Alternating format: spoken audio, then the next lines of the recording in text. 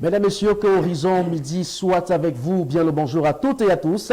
Merci encore, merci de nous renouveler votre confiance ce matin dans le cadre de cette autre livraison d'Horizon Midi, troisième du genre de la semaine. Alors que vous le savez, les médecins de l'information qui du lundi au vendredi entre 10h et 11h52 répondent présents à l'appel de leur devoir. Le devoir d'informer, le devoir d'éduquer, le devoir de sensibiliser tout en respectant l'éthique et même la déontologie qui encadre le métier du journaliste au Cameroun. À cet effet, l'intrépide, l'indescriptible, l'incommensurable analyste Bertrand Bicard, il est digne fils ressortissant de la région du Sud Cameroun, précisément dans le département du Djaïlobo. Il aura encore l'insigne nord et même le bonheur de jeter son regard analytique et même critique sur l'ensemble des sujets qui lui seront ainsi déposés sur la table ce matin. Face à lui, ici, son grand retour ce jour, Julio Axel Job, digne fils ressortissant de la région du littoral dans le département de la Sanaga-Maritime. Il aura encore l'occasion d'adresser ses salutations sincères et même particulières à toute la grande population de Ndom. Il a l'insigne honneur et même la lourde responsabilité d'analyser l'ensemble des sujets qui lui seront encore et ainsi déposés sur la table ce matin, mesdames, messieurs. Et en sujet d'entrée, on parlera de cette autre actualité qui continue de faire parler d'elle au sein de l'opinion publique de notre pays depuis quelques heures, quelques jours seulement.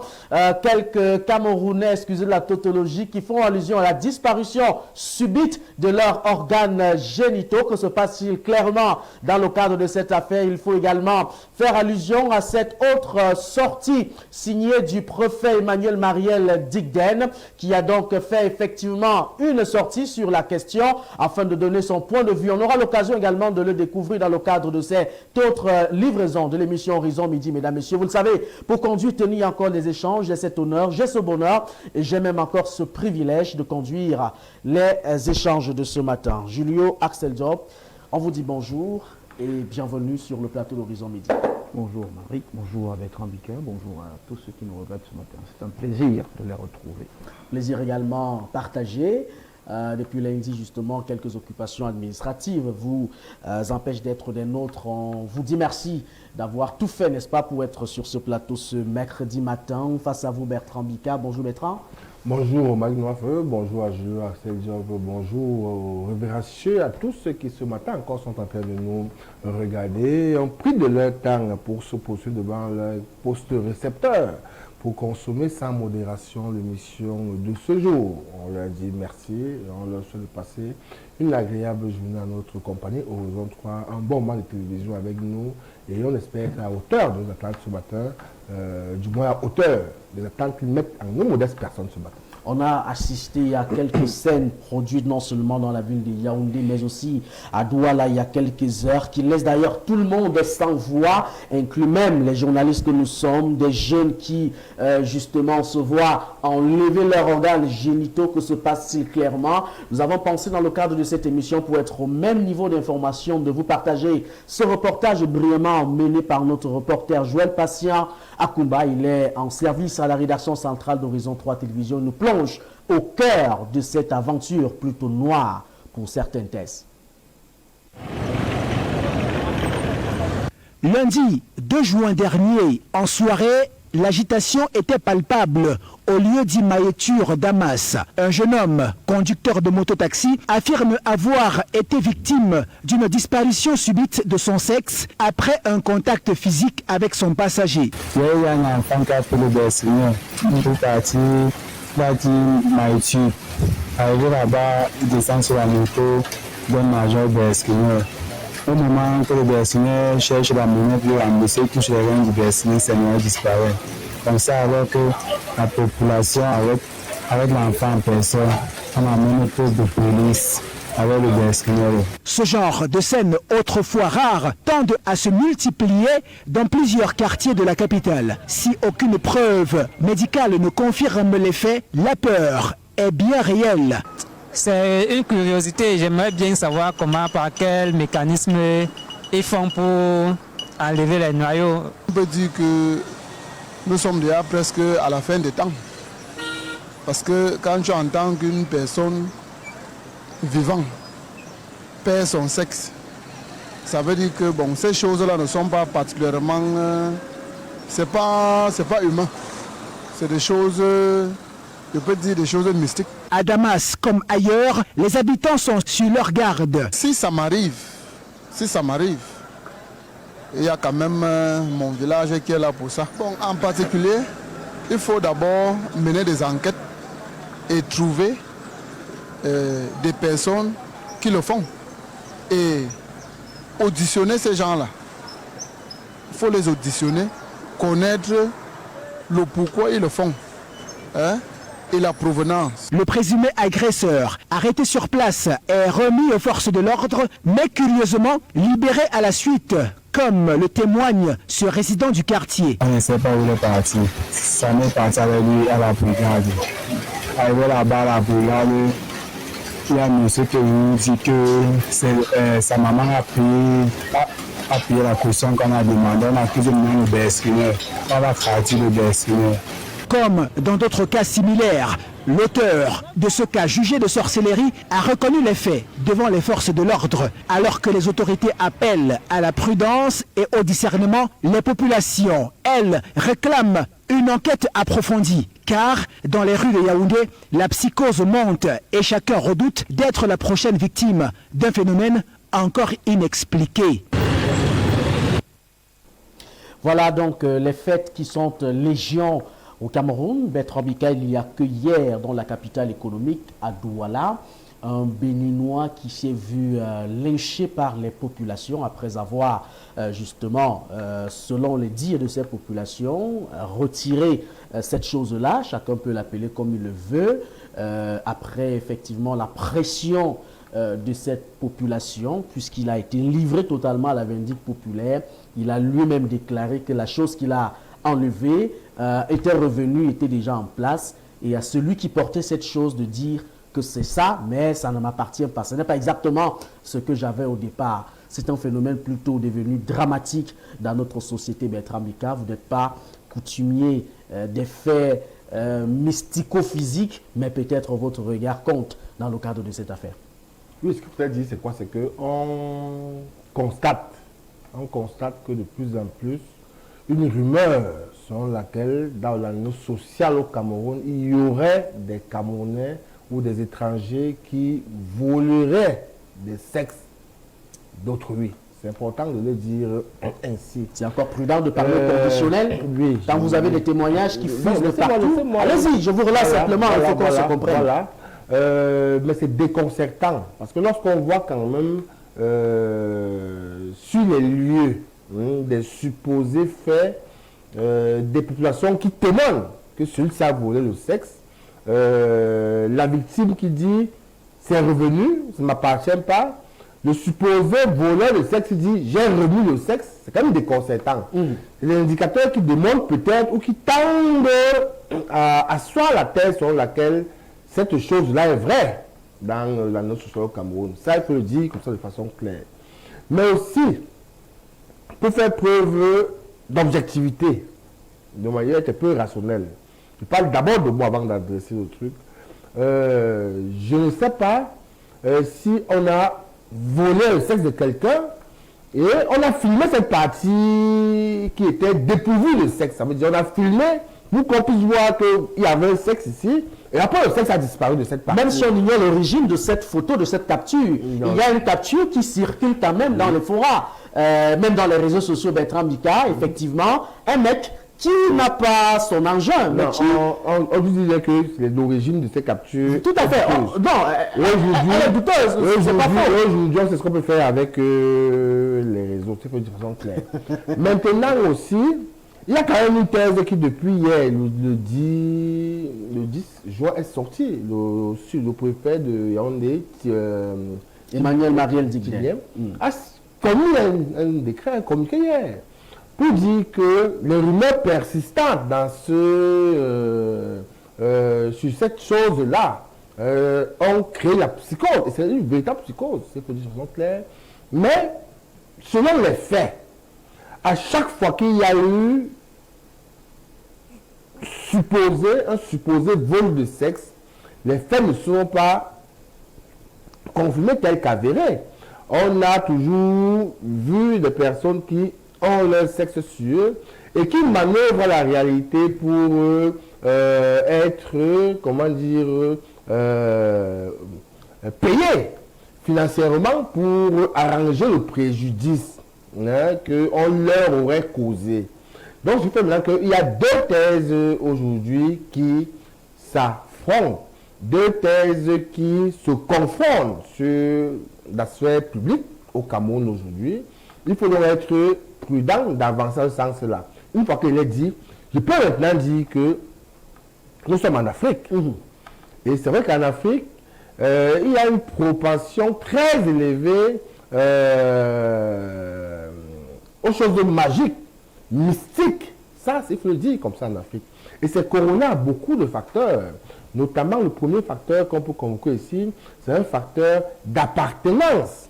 Appartenance à des loges, à des cercles exotériques pernicieuses, où l'on est souvent, parfois, obligé de se livrer à certains sacrifices pour conforter sa position sociale ou pour acquérir cette position sociale. Ça, et c'est ça qui est nombreux, parce que, à la réalité, les personnes qui gouvernent le Cameroun et ceux qui sont sous le pouvoir au Cameroun sont parfois très exempts ou très éloignés du magico-anal, tout ça, il faut le dire comme ça, façon claire. Donc, lorsque on vous dirige et que les personnes ont cette posture, c'est clair qu'on aura un foisonnement de mal, de mauvaises choses mystiques dans la nation. Et ça qui est au Cameroun de 1. De 2, la deuxième chose qui peut expliquer un tel phénomène, c'est la pauvreté, c'est le misérisme ambiant, c'est la population et le fait que chacun veut s'en sortir. Quelqu'un donc qui vit, qui ne s'en sort pas, qui est aussi adepte du moindre effort, mais qui veut véritablement s'en sortir, il est facilement en proie à écouter les sirènes des mauvaises routes. Quelqu'un qui ne mange pas 3 fois par jour, qui ne mange quasiment pas, qui n'a pas où dormir, lorsqu'on lui dit, voilà 10 000, il a tué ce monsieur, il est venu vous tuer pour 10 000, peut-être 10 000, représente un véritable sésame pour lui. Vous voulez nous faire comprendre que cela, si jamais, ça c'est selon vous, oui. Ils reçoivent de l'argent des personnes pour faire disparaître. Non, comprenez bien mon vote. Dites-nous clairement. Une fois que vous avez dit vous mettez ici le chômage. Je vous ai dit, on comprend la relation. Pour être clair, oui. Pour aller maintenant dans un basique. Vous avez dit au départ que deux thèses s'affrontent au Cameroun. Ça veut dire que pour l'instant, cette histoire, on la met entre guillemets. Oui. Mais si on considère que c'est vrai dans le contexte camerounais, africain, vous l'avez dit, et camerounais en particulier, oui. C'est parce que dans le contexte, on a une très forte propension au mysticisme, oui, qui est corrélé au fait que ceux qui nous gouvernent sont tous dans des sectes, des loges, des loges pernicieuses. C'est-à-dire que le fait qu'ils soient là, attendez pour avoir cette propension de mal qui va forcément, à un moment ou l'autre, ressurgir dans la sphère sociale, de 1.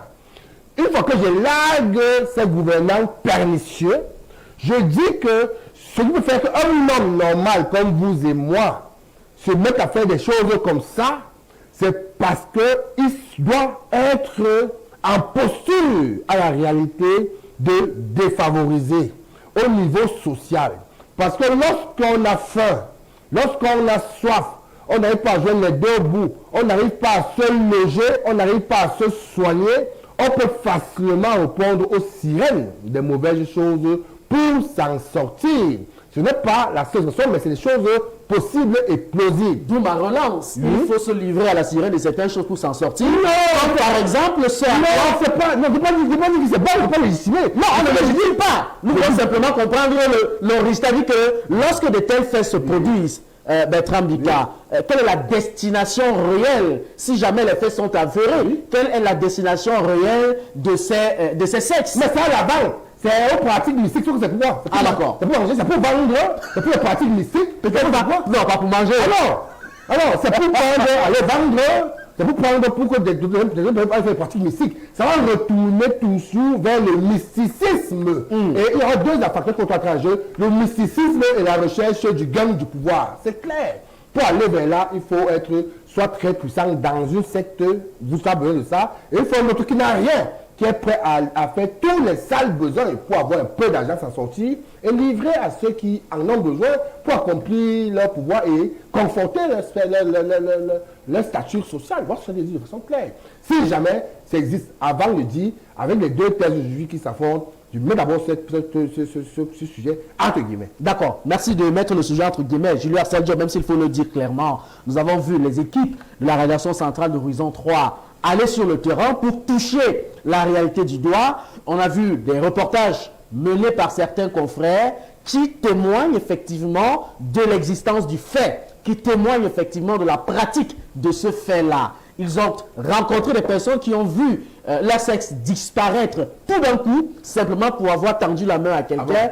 Effectivement, ils témoignent, mon cher Bertrand Bicard. On a vu tout un documentaire réalisé sur le sujet par des confrères Julien Arcel-Diop. Commençons d'abord par prendre, vous, votre avis sur cette actualité. Vous savez que j'ai une démarche scientifique. Oui. Et la science m'interdit de dire des conneries. Tout à fait. Même si nous n'excluons pas la dimension métaphysique. Comme on aime bien le dire, on est en Afrique. Mais il faut bien dire que la métaphysique, c'est partout. Plus même dans la société occidentale. Est-ce qu'il est possible, par un phénomène surnaturel, de faire disparaître un organe? Oui, c'est tout à fait possible. Rien de ce qui a été créé ou inventé, même littéralement, n'existe pas, de fait. Tout ce qui a été dit, tout mot qui existe, existe également de fait. C'est ce qu'il faut savoir. Donc oui, c'est possible. Mais je pense que ce qui se passe au Cameroun depuis quelque temps relève purement et simplement d'une tendance. C'est-à-dire c'est une mode. Et comme les Camerounais savent en faire trop, je salue la sortie du préfet. Hein. Pour moi, c'est... Permettez de comprendre ce que vous mettez dans tendance, dans mode. Julien Arcel, qu'est-ce que vous mettez dans mode? Au Cameroun, à chaque fois, lorsqu'on découvre une nouvelle tendance, les gens ont tendance à en abuser un peu. Une tendance réelle quand même? Peut-être non. Enfin, vous dites bien qu'on a vu des témoignages. Oui, on a vu des gens témoigner. Mais jusqu'à présent, je rejoins d'ailleurs cette position de Bertrand Bicard qui dit que jusqu'à présent, personne n'est allé toucher, on n'a pas filmé. On a eu un cas du côté de Simon, dans le 6e arrondissement. Une dame qui dit effectivement, c'est absent, ce n'est pas là. Après avoir fait un toucher. J'ai dit après, genre. Est-ce que vous savez que scientifiquement, vous blaguez beaucoup. Hein. Quand vous êtes debout comme ça, si votre organe disparaît là, vous ne vous rendrez pas compte qu'il a disparu. Comment vous le touchez pas. Non, Julien Arcel. Est-ce que vous le savez? Il faut peut-être que je vive la situation pour ça. Il faudrait qu'on exerce une force physique pour vous en rendre compte. Mais si elle est mystique, vous ne vous rendrez pas compte que quelque chose s'est produit sur votre corps. Ah bon? Je vous le dis. C'est l'action de toucher qui énerve quelque chose sur votre organisme. Il y a eu action, je parle. Je veux dire au moment de la disparition, si on me dit que c'est mystique, ça veut dire que ça part sans que vous ne vous en rendez compte. Mais comment tout à coup les gars se rendent compte que hey, c'est parti, c'est revenu? Non, il faut arrêter. Il faut arrêter à un moment donné. C'est vrai que ce régime nous a tellement méprisés, nous a tellement détruits, à un tel point que désormais, toute chose est bonne pour se distraire. Toute chose est bonne pour nous occuper. C'est de la distraction. C'est en même temps et la distraction et l'occupation. On parle des jeunes qui perdent des engins. Julien Arcel-Diop, qui ne voient que les bourses dans leurs pantalons. Écoutez, je ne sais pas. Je vous dis que ce n'est pas parce que je n'y crois pas que j'exclus leur existence. Je n'ai jamais dit que j'excluais l'existence du phénomène. Ça peut bien exister. Les dimensions métaphysiques existent. C'est-à-dire, il y a des gens qui influencent clairement le cours de l'histoire. Il y a des gens qui se positionnent un peu au-dessus des lois de la physique. Ça existe, même dans notre pays. Mais pour ce qui se passe ces jours-ci, je n'y crois pas un seul instant. Les gens ont beau faire des reportages, nous-mêmes, on a fait des reportages. On a dit simplement ce qui se passe sur le terrain. Mais on ne pourrait pas aller filmer pour dire qu'effectivement nous témoignons que c'est ça. On n'a que la parole de ceux qui naturellement se réclament ou du moins qui disent avoir perdu leur engin. Je dis que c'est possible. Mais permettez également que moi je n'y crois pas. D'ailleurs, l'occasion de saluer encore une fois de plus la sortie du préfet. J'espère qu'à cette sortie, les gens vont cesser de nous distraire en une période aussi cruciale que celle que nous vivons ces jours-ci. Nous attendons la convocation du corps électoral tout au plus tard lundi. Je vais peut-être lire ce communiqué radio tel qu'affiché à l'antenne, signé du 10 juin 2025. Le préfet du département du Fundi qui communique: depuis quelque temps, des individus sans foi ni loi livrent de paisibles et innocents citoyens à la vindicte populaire en prétextant que ceux-ci ont volé leur sexe.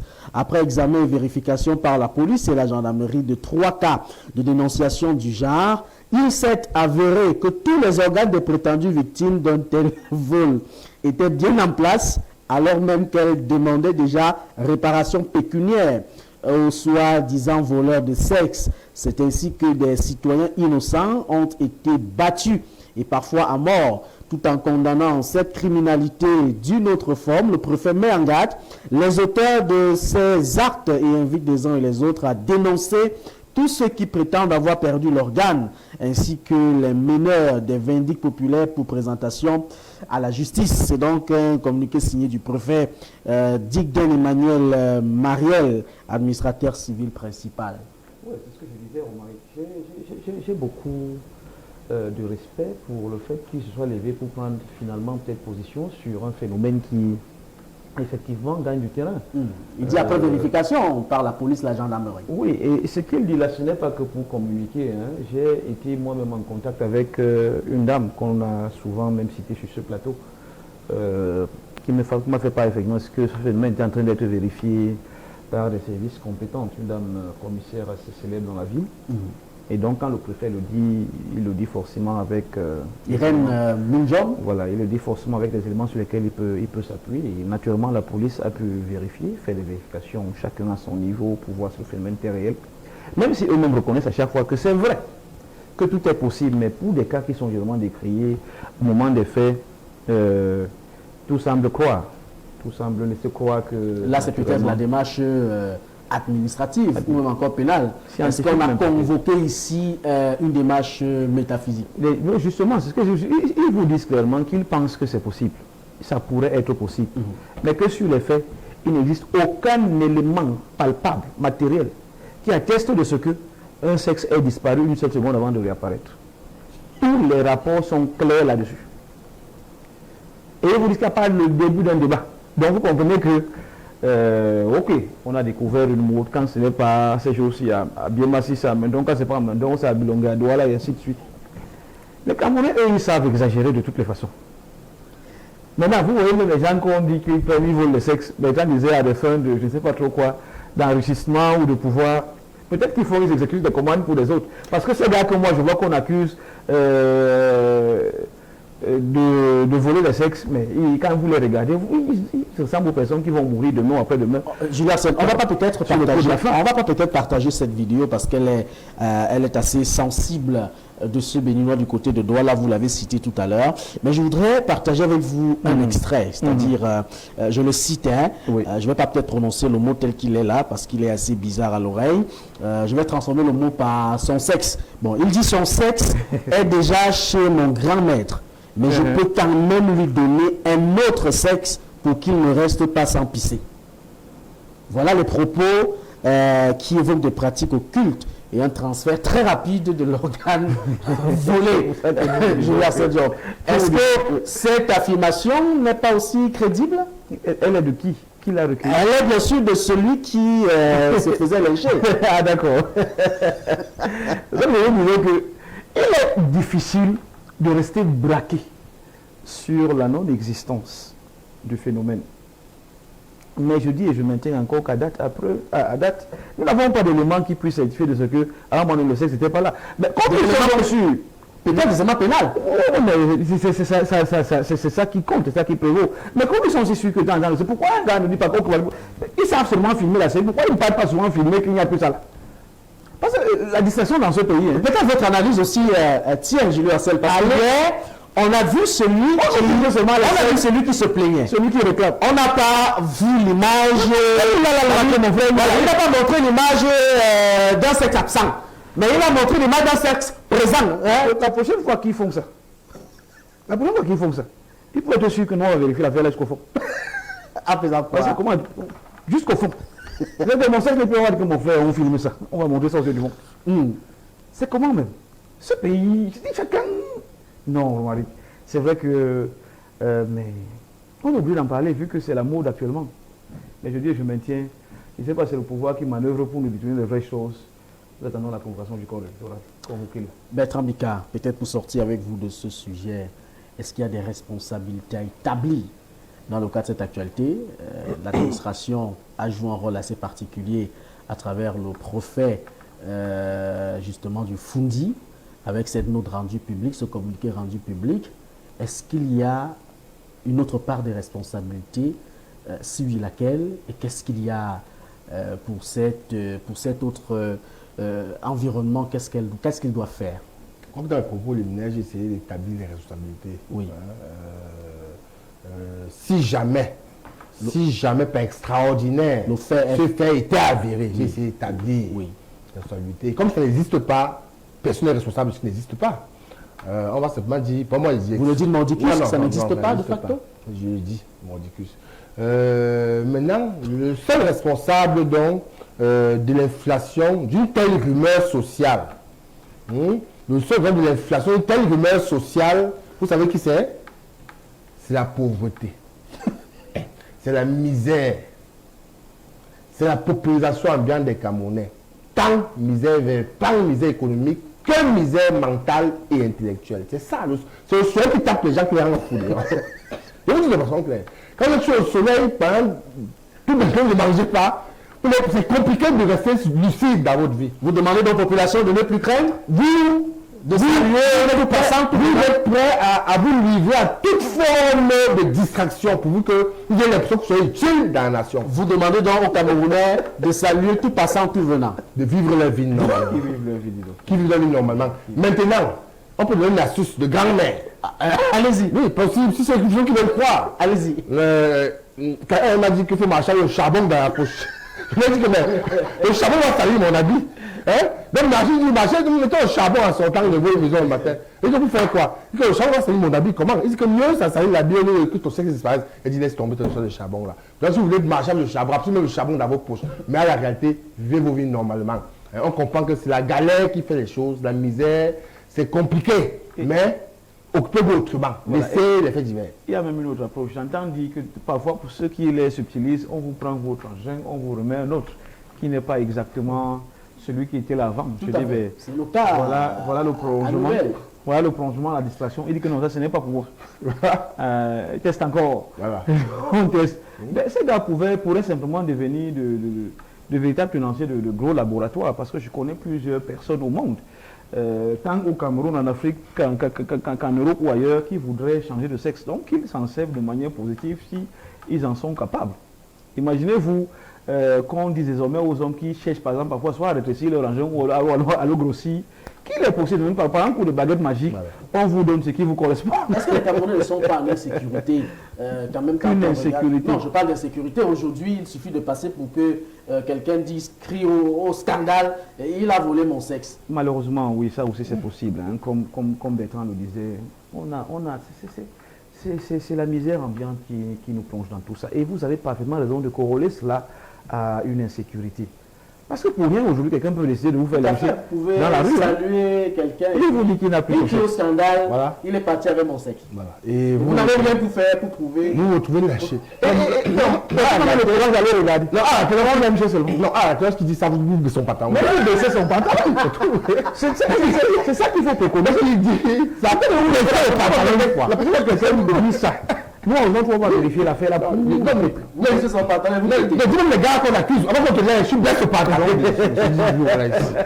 Par exemple, là, c'est pour te sécuriser, on peut te tuer comme ça pour rien. Pour rien. Et un gars vient, il est énervé, il a joué énervé, il fait chaud, il tape un boudin sur le tête de l'autre parce qu'il transfère ses frustrations. Oui, malheureusement.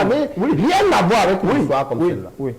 Donc il faut dire à ces gars, on vous accuse, baissez le pantalon du gars une fois. Il a même trouvé que son sexe est en place. Eh bien, il est bien là. Je pense qu'à ce moment-là, c'est lui qui va subir les foudres des populations. Je suis bien d'accord. Julien Arsène Diop, votre fait d'actualité de ce moment. Oui, je suis en train de le chercher là parce qu'il nous a été proposé par un collègue, un collaborateur de la maison. J'ai bien aimé son indignation, d'ailleurs, peut-être avec le concours de la régie. On l'aura à l'antenne d'un moment à l'autre. C'est cette célébration du 8e anniversaire de la nomination de M. Zoza Clément Directeur général comme directeur général de l'agence de régulation. Donc on a fait tout un tableau et on s'élève ces 8 ans de nomination. À la tête de l'ART, quand on connaît l'état des télécoms au Cameroun, c'est-à-dire Notre niveau atteint, débloque des niveaux incroyables, notre pays. On connaît très bien l'état de la connexion au Cameroun, on connaît très bien l'état du réseau au Cameroun, on connaît l'état général des communications. Mais vous avez quand même des personnes qui se font établir des tableaux pour célébrer leurs 8 ans à la tête d'une institution qui, à la vérité, ne sert à rien aux Camerounais. Voilà une dénonciation que j'ai bien aimée ce matin et que j'ai bien aimé partager avec ceux qui nous regardent. Mais comment un homme, c'est vrai, on nous dira, ouais, mais ce n'est qu'un tableau. J'ai dit, ok, d'accord. Mais comment on peut atteindre ce degré de diocèse dans ce pays? Comment on peut atteindre ce degré de défaitisme dans ce pays? C'est-à-dire, quand on arrive à dire des trucs comme ça, les gens font ça certainement pour s'attirer les gloires et les faveurs du grand boss. Non, les gars, je pense que le Cameroun atteint d'atteindre les bas-fonds de l'enfer. Comment on peut célébrer même une seule seconde un homme comme celui-là? Il fait quoi? En 8 ans, il a fait quoi? Quoi? Dites-moi un peu. Non, ce n'est pas possible. Maître Ambika, on convoque ici les réalisations de M. Zozam Philémon. Il est originaire de la région du Sud Cameroun. Maître Ambika, je ne voudrais pas partager avec les téléspectateurs ici. Il y a rien à voir avec lui. Voilà, tout à fait. On convoque quand même ici ses réalisations en 8 ans à la tête de cette importante institution. Il faut quand même dire, il a été nommé dans un contexte aussi particulier. Il a assisté à la construction et même à l'inauguration de tout un bâtiment aujourd'hui consacré à l'Agence des régulations de télécommunications. Julio Arcel Diop estime qu'il n'y a pas lieu de fêter 8 ans de nomination parce que la réalité est devant nous. La fibre optique, mon cher Bertrand Bika, on a des crocodiles qui mordent cette affaire chaque jour. Les Camerounais sont très mal, côté connexion Internet, côté réseau de téléphonie mobile, et il estime que ça ne vaut pas la peine. À la réalité, je comprends l'indignation que Arcel peut avoir face à cette plaque. Et j'imagine l'indignation de tous les Camerounais face à cette plaque. Qu'est-ce que vous vous dites? Sauf que, oui. Allez-y. Sauf que à la réalité, vous indignez par rapport à ça, ça veut dire que vous n'avez pas compris qu'ils sont à la réalité en train de faire ce qu'on leur a demandé de faire. On leur a demandé de faire quoi? Je m'explique. Ils n'ont jamais été nommés là pour travailler pour les Camerounais. Ah bon? Ils n'ont pas été nommés là pour que l'entreprise soit performante. Ils ont été nommés pour acquérir une partie du pouvoir financier et pouvoir servir de prolongement pour la gloire d'un individu dans leur biotope endogène. C'est ça le rôle de ces dirigeants au Cameroun. Au niveau du Cameroun, on ne nomme pas quelqu'un parce qu'il doit servir, travailler pour le peuple. On nomme quelqu'un parce qu'il doit asservir le peuple à la gloire d'une personne. Donc on nomme au Cameroun. Et vous savez que le terme ministre veut dire serveur, serviteur. Lorsqu'on nomme, ça veut dire qu'on endosse un sacerdoce. Ça veut dire qu'on prend sur soi de travailler pour autrui. La punition, c'est le sacrifice. Sacrifice. De soi. Mais au Cameroun, lorsqu'on est ministre, on vous avoir une enveloppe avec beaucoup d'argent pour célébrer. Ça veut dire que dès qu'on veut une voiture vient garée, une enveloppe arrive, vous célébrez. Et on vient dire, les populations, il y a un des deux, disent merci au président pour ne pas nommer tel ministre. Ouais. Parce qu'on sait que ça veut dire merci, notre tour de manger et de voler est arrivé, nous sommes arrivés aux affaires. Et c'est le corollaire avec tous les directeurs généraux qu'on nomme. On ne les nomme pas pour venir servir l'arrêté. On ne les nomme pas pour venir servir les Camerounais. On les nomme pour venir asservir les Camerounais, mais asservir les Camerounais au point où ici, en divin, en figure messianique, lorsqu'ils arrivent dans leur zone endogène, on les voit comme des dieux, et quand ils versent les petites broutilles, 1000 francs, 2000, tout le monde célèbre la gloire du grand Manitou et il est réélu. Est-ce qu'il n'est pas là en train de consommer l'article 2 qui est clair? Je vous explique ce qui se passe, pour vous dire pourquoi cette plaque. Voilà donc pourquoi on peut célébrer 8 ans à la tête d'une affaire où on ne travaille pas. Parce qu'en réalité, ils travaillent conformément à ce qu'on leur demande de faire. Ils suivent réellement et rigoureusement la ligne de conduite. Qui ne vous arrange pas vous, mais qui arrange les autres. ceux qui l'ont nommé. Ceux qui l'ont nommé. Donc ces 8 ans-là, c'est 8 ans de joie, de bons services rendus aux gens qui l'ont nommé. C'est 8 ans de bons services rendus à la nation camerounaise, du moins à leur nation camerounaise. Non, c'est indigne parce que nous, on convoque les résultats probants, mais nous sommes sur le mauvais prisme. Nous sommes sur le prisme normal, normatif des choses. Eux sont sur un prisme complètement parallèle au nôtre. Donc, ce que vous allez voir comme mal, eux voient ça comme bien. Ce que vous voyez ça comme bien, eux voient ça comme mal. Voilà pourquoi c'est normal de s'indigner. Mais, jusqu'à quand? Il faut simplement convoquer que tant que les Camerounais n'ont pas pris conscience de ce parallèle qui existe entre les gouvernants et les gouvernés, on va continuer à vivre ça. Et vous amusez même, il va faire 80 ans à l'arrêter, ça ne va rien changer à la vie des Camerounais. Citez-moi le nom d'un ministre au Cameroun, d'un directeur général qui est passé, et les Camerounais ont regretté son départ, ou ont été contents qu'il soit là. Citez à l'appel, vous n'allez voir personne. Personne. Parce qu'ils ont travaillé à la gloire d'un individu, tout le monde le sait. Pour qu'on ne vive donc plus ces événements-là, comme ceci, que les Camerounais prennent des responsabilités, c'est tout. Pour qu'on n'en parle plus. Parce qu'en réalité, c'est un épiphénomène. Convoquer ça, c'est bien. Mais convoquer ça, ça veut dire qu'on ne connaît pas dans le système auquel on fonctionne, dans lequel on vit. C'est que les Camerounais doivent faire que ce système, qu'il parte. Pour que ceux qui viennent après, viennent comme des serviteurs, viennent porter le sacerdoce, viennent porter le fardeau du Cameroun. Pour que lorsqu'ils soient aux affaires, c'est le Cameroun d'abord et avant tout. Le Cameroun aliène toutes leurs prétentions égoïstes, nombrilistes. Faites le tour de Yaoundé en passant. Passez comme ça à Yaoundé. Toutes les belles maisons de Yaoundé, immeubles de Yaoundé, tout ça, c'est les fonctionnaires. C'est les fonctionnaires, Romain Noirfeu. C'est le seul où les fonctionnaires sont riches, où les fonctionnaires font le milliard. Un fonctionnaire, vous appelez, faites le milliard, et ça ne meut plus personne. Voilà le Cameroun de quel on vit. C'est le Cameroun aussi.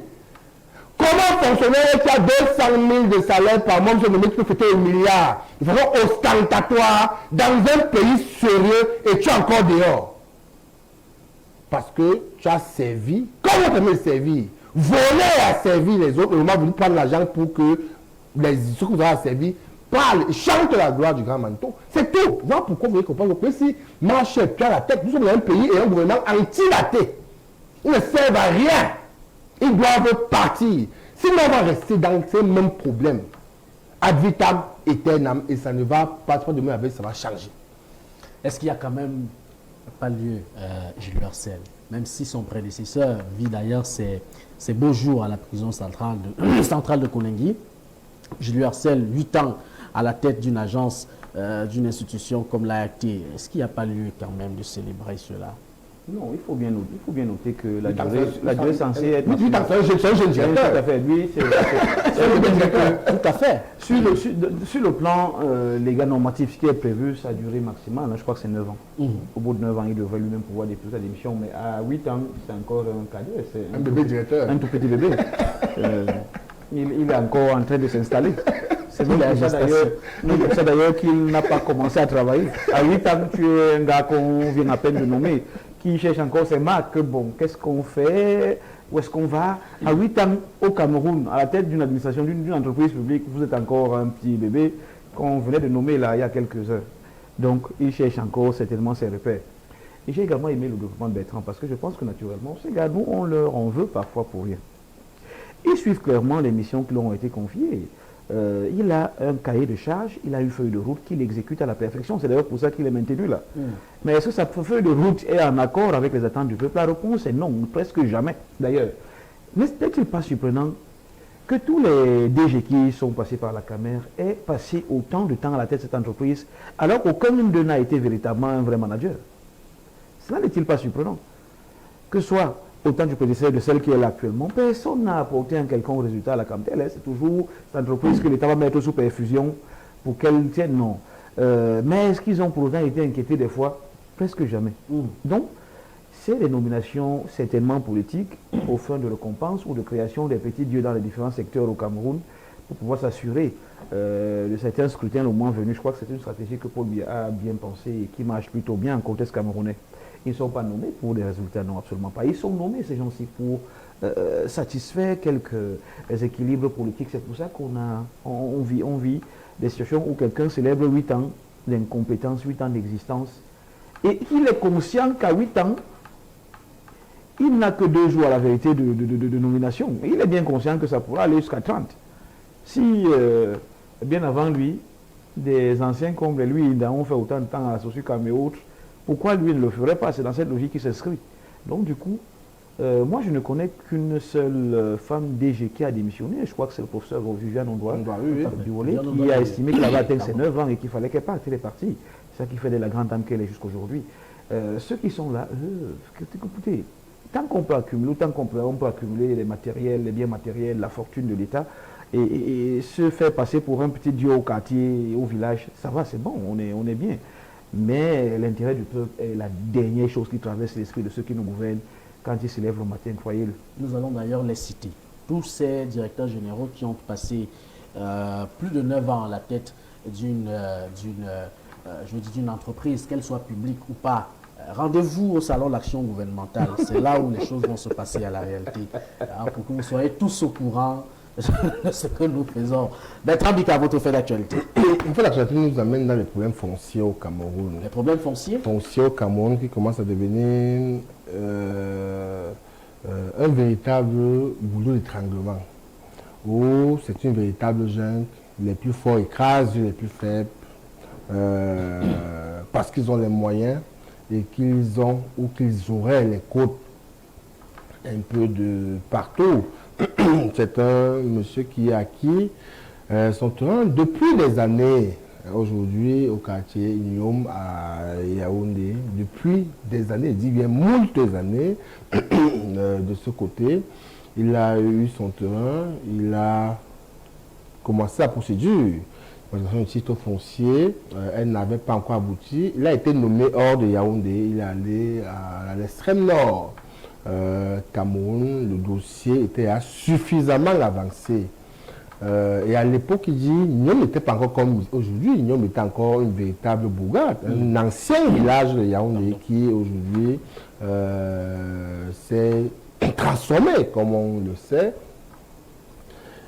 Constamment il venait, il a commencé à mettre son valeur en faisant les champs et beaucoup d'autres choses.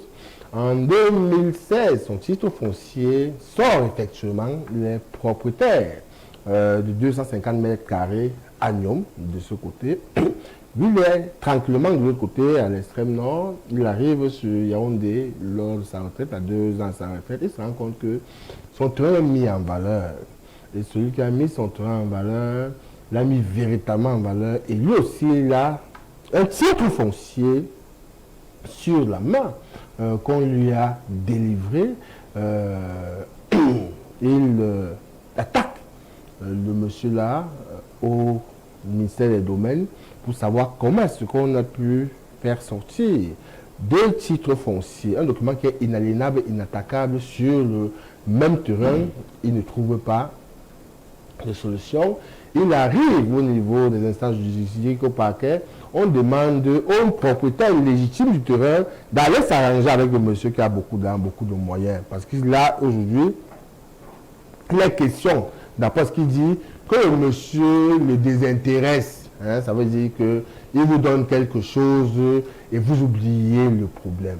Voilà donc un monsieur qui a son bien, qui l'appartient, mais face à la justice, il est désarmé. Personne ne prend son côté, personne ne prend le sens du bon sens en climatologie pour dire à l'autre ce que tu as fait c'est faux, usage de faux, ce que tu as fait n'est pas bien, ne se fait pas ce que le ministère des Domaines a fait, c'est pas bien, il faut établir une chaîne de responsabilité.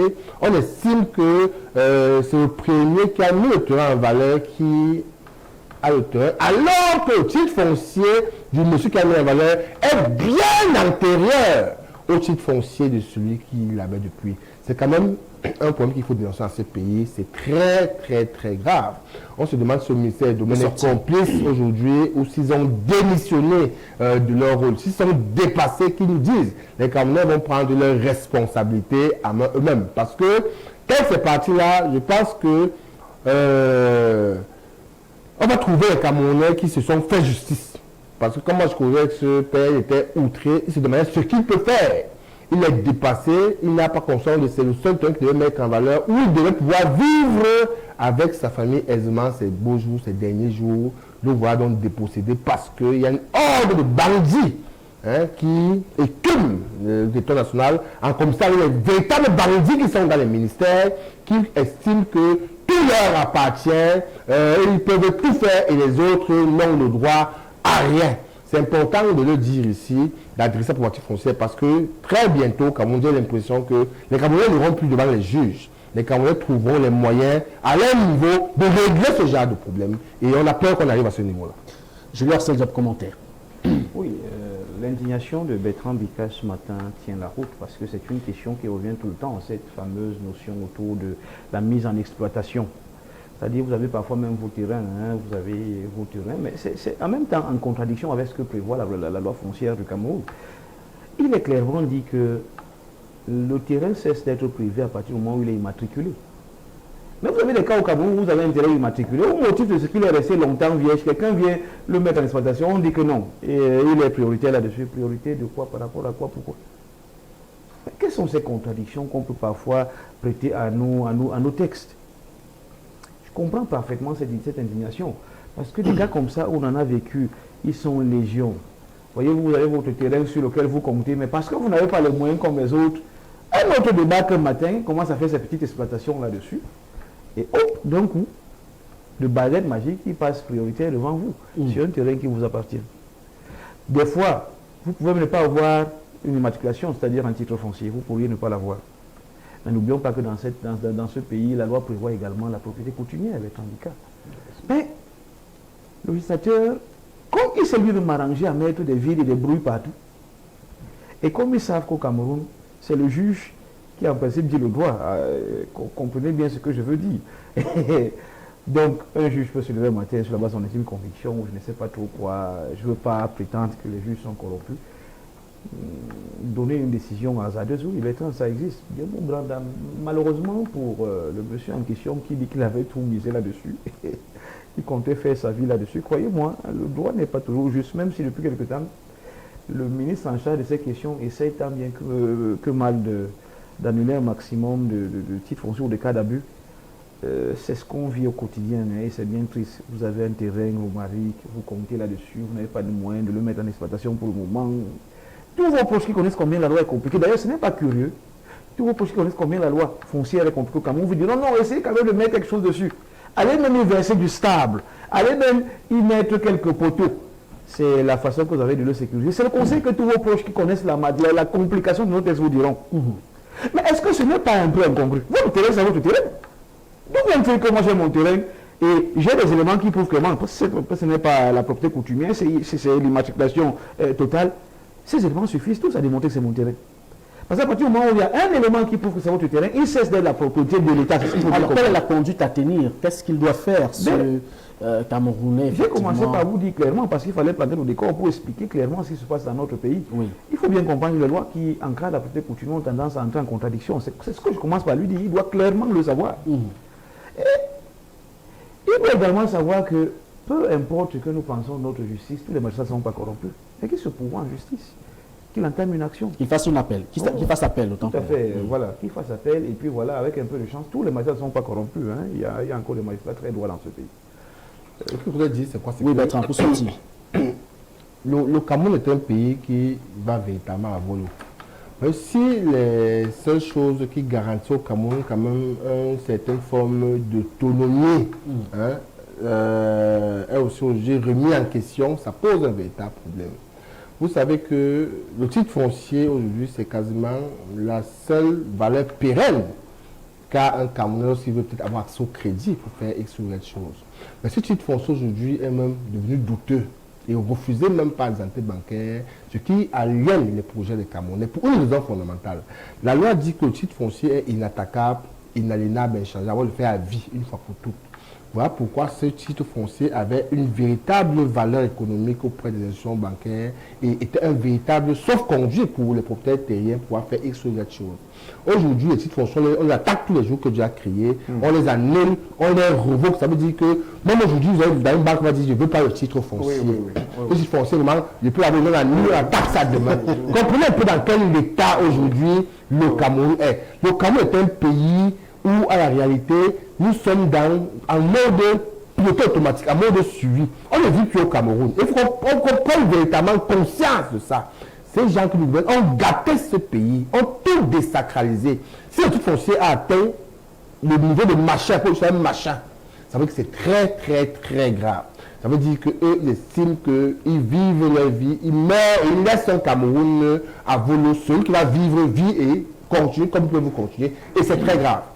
C'est très grave. Je pense qu'ils nous regardent quand même ce matin. Les conseils ont été donnés. Ils nous regardent toujours. Ils ne font rien. Merci. On va pas vous parler. Non, je parle de ce monsieur qui vous a approché. Ah, lui, regarde. Voilà, tout à fait. Et que les conseils qui ont été donnés justement pour sortir de cet autre j'ai failli utiliser un mot qui n'est pas du tout adéquat. De toutes les façons, on vous dit merci. On va rapidement prendre la transition. On vient pour parler d'autres choses à présent avec ces chancelleries étrangères qui sont submergées par de faux documents. C'est l'actualité choisie par Bertrand Bika ce matin.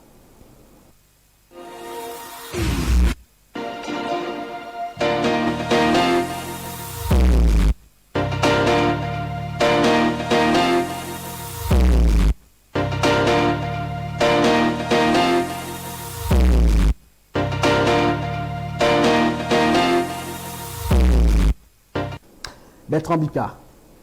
Oui, c'est très grave, il faut dire. C'est très très grave au Cameroun lorsque le fond commence à s'extérioriser. Ça veut dire que notre saleté ne reste plus en interne.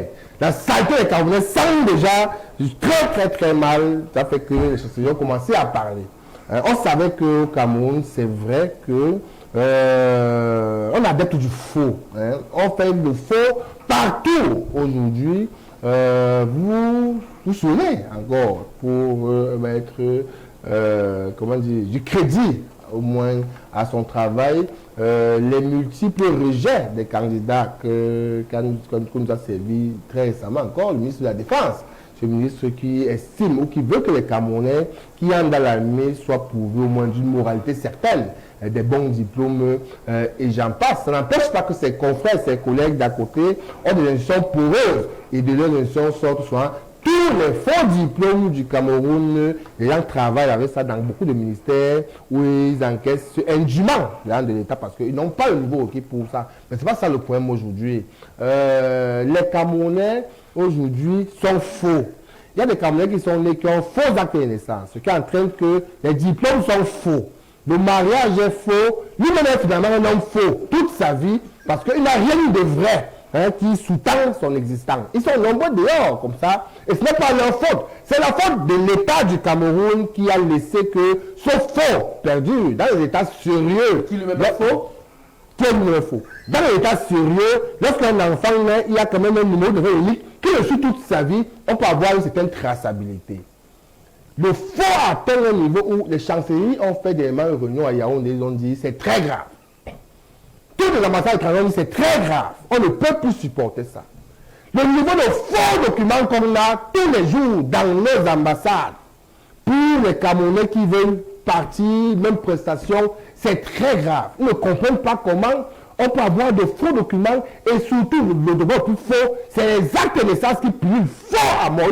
Il n'y a rien de vrai qui arrive dans leur bureau. Faux actes de naissance, faux compte bancaire, faux, tout ce qui est faux. Sur une échelle de 1 à 10, ils ont au moins 9,99 documents qui sont faux qui arrivent dans leur ambassade. Ils disent que c'est très grave.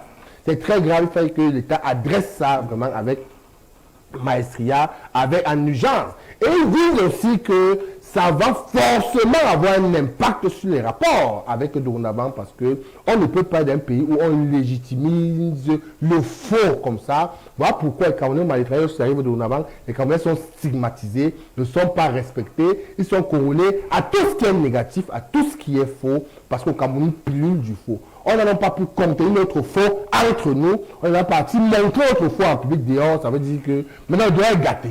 Le doigt est vraiment gâté. Il faut le dire clair, il faut qu'on dise ça, que le doigt est gâté. Comme maintenant c'est dehors, c'est gâté, il faut qu'on arrange ça. Comment on fait pour arranger?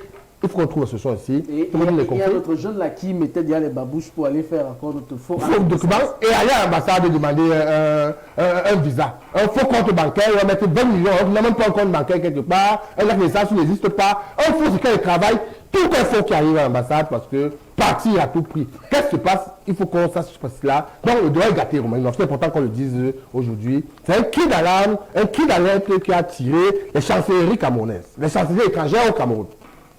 Julien Arsène Diop, la réalité est sur la table ce matin. Bertrand Bika qui est très poussé, très énervé au regard de cet autre sujet. Il s'agit quand même de son pays, il s'agit quand même de ses frères. Parlons d'abord de ces affaires autour des actes de naissance. Vous avez été chef de cabinet parlementaire, piloté plusieurs programmes en complicité avec le BUNEC. Julien Arsène Diop, quelle est la réalité des actes de naissance au Cameroun? Non, vous faites bien de poser une question assez cruciale. Je suis le secrétaire permanent du réseau des parlementaires pour la promotion de l'état civil au Cameroun. Tout à fait. Cette fonction, je l'ai gardée. Ah d'accord. Voilà.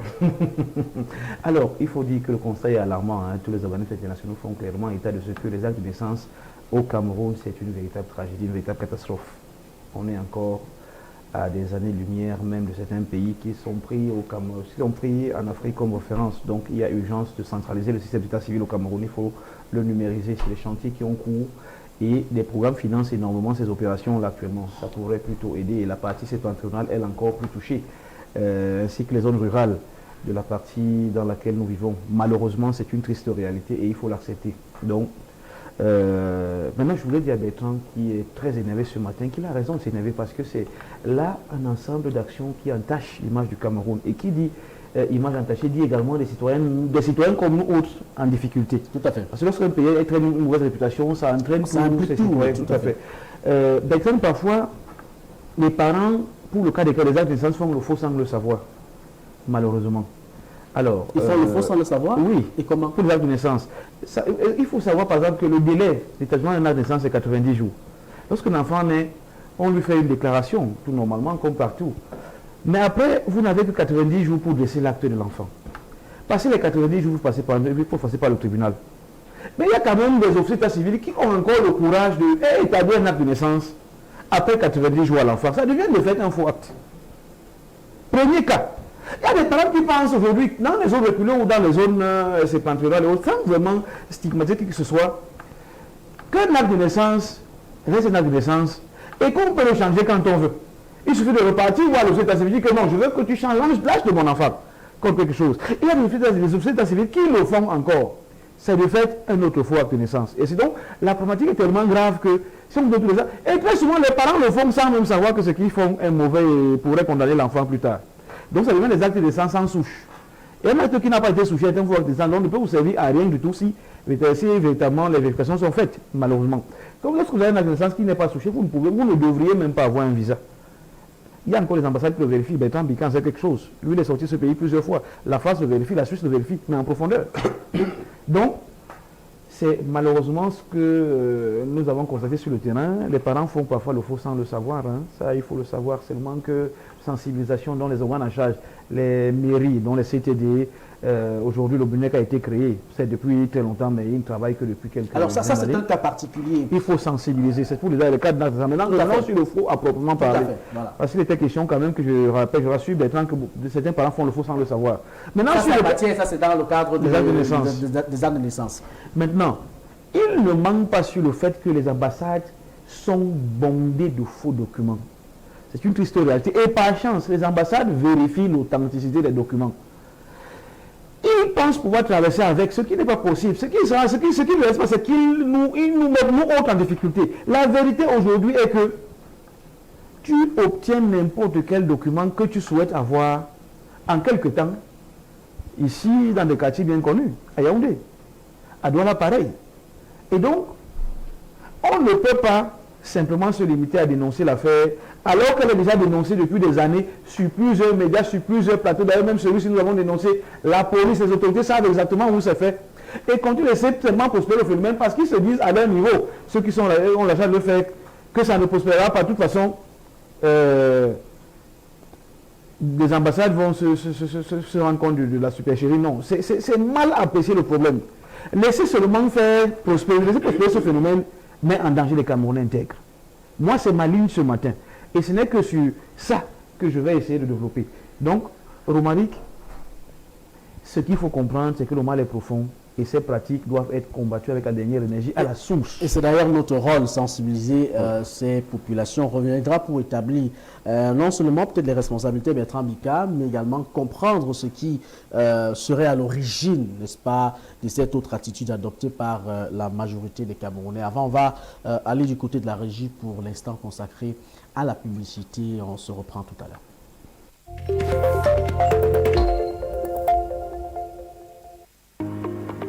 Situé en plein cœur de la ville d'Edea, dans le département de la Sanaga-Maritime, région du littoral, le centre de formation Together Weekend vous offre l'opportunité de vous faire former gratuitement dans les métiers des technologies de l'information et de la communication, à savoir bureautique, infographie, e-commerce, montage vidéo, maintenance informatique, mindset, réarmement moral et coaching. Dont de l'honorable François Biba, président de l'association éponyme, ce centre dispose d'équipements à la pointe de la technologie qui vous garantissent des formations compétitives et adaptées aux exigences de la modernité. Population d'Edea, de Dizangué, de Puma, de la Tibamba, de Masok Sonloulou, de Mwanko, de Ndom, de Ngambé et de Ngouaïmasok. N'hésitez pas à saisir cette belle opportunité qui s'offre à vous. Pour bénéficier dès aujourd'hui de ces formations, une seule adresse: le centre de formation gratuit au métier des TIC Together Weekend pour un développement inclusif et un avenir radieux. Infoline 697 95 61 91 682 18 41 01 696 12 59 82. Together Weekend, Charity and Love. Ce que nous consommons tous les jours rend notre corps acide. Et cette acidité développe l'apparition de plus de 300 maladies dans notre corps telles que les ulcères, les cancers, l'acidité gastrique, l'arthrose, le diabète, le cholestérol, les rhumatismes et bien d'autres. Aujourd'hui, en consommant l'eau alcaline ionisée eau vive, aucune de ces maladies ne peut se développer dans un milieu alcalin. C'est pourquoi nous vous conseillons de boire eau vive. Une eau alcaline ionisée qui ne contient ni chlore ni métaux lourds et va réduire l'acidité de votre corps et rendre votre corps alcalin. Eau vive est un puissant antioxydant qui est disponible en plusieurs pH. Le pH 8,8 qui peut être consommé par tous, quel que soit l'âge et n'a aucune restriction. Le pH 9,6 qui est plus ciblé et se consomme des 35 ans et plus. Le pH 10,9 uniquement en cure de 21 jours pour maigrir ou attaquer rapidement le diabète et le cholestérol, la goutte et plusieurs mots. Beaucoup l'ont déjà essayé et l'ont adopté. Avec l'eau alcaline ionisée eau vive, redonnez vie à votre corps.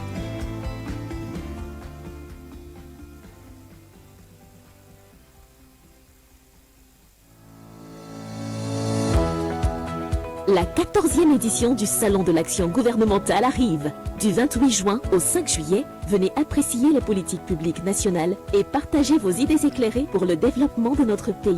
Cette année, le thème est « Le service public à l'épreuve de l'impératif de croissance économique du Cameroun ». Et pour promouvoir notre politique d'import-substitution, nous vous invitons à visiter le village de la consommation locale où vous découvrirez les meilleurs produits camerounais. Gouvernants et gouvernés, avec le SAGO, œuvrant pour une participation citoyenne active et l'amélioration de nos conditions de vie. Retrouvons-nous sur l'esplanade de l'hôtel de ville de Yaoundé. Pour plus d'informations, contactez le cabinet Mon Communicateur, mandataire du gouvernement, au 620 002 195 ou cliquez sur www.sago.cn. Ne manquez pas cet événement citoyen. Salon de l'action gouvernementale, la vitrine du Cameroun. Dans l'univers de la finance au Cameroun, une étoile est née pour changer vos vies. Arak Finance. ARAC Finance, l'association des zones adventistes du Cameroun, spécialisée dans l'épargne et le crédit, dit oui à l'inclusion financière et se positionne comme la banque des couches vulnérables et défavorisées qui n'ont pas accès au système bancaire classique. Chez ARAC Finance, bénéficiez d'une gamme variée de produits et services taillés sur mesure seulement pour vous. Avec nous, bénéficiez en 48 heures de vos crédits découverts, UNUS, Habitat, engins scolaires, agro-pastoraux et bien d'autres.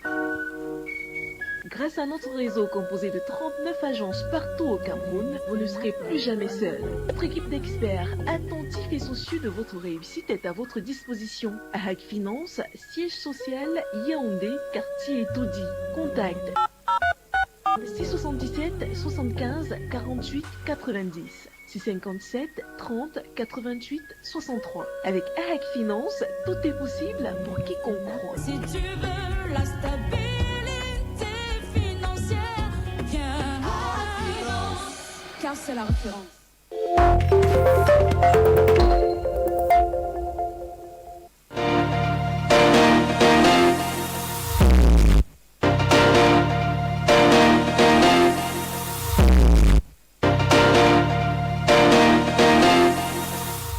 Retour sur le plateau d'Horizon Midi après l'instant consacré à la publicité, Julie Arcel Diop.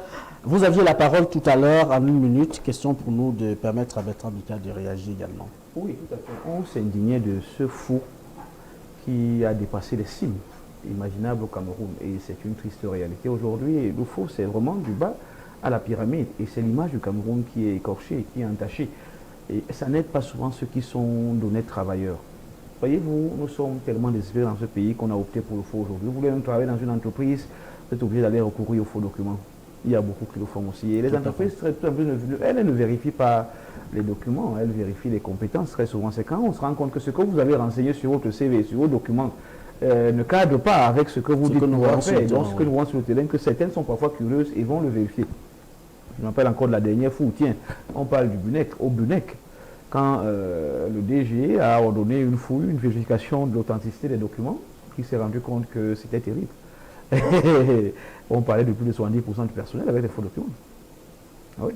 Donc vous voyez que c'est vraiment à tous les niveaux et il n'y a pas que les ambassades qui sont acculées. Les ambassades, elles ont la possibilité de vérifier, elles le vérifient, elles font vraiment des tracés incroyables. Parce que aucun citoyen, aucun pays normal n'aimerait laisser les Camerounais rentrer dans son pays sans vérifier. Donc, qu'est-ce qu'on peut y faire au Mali? Le mal est profond. Le mal est profond, l'approche est systémique.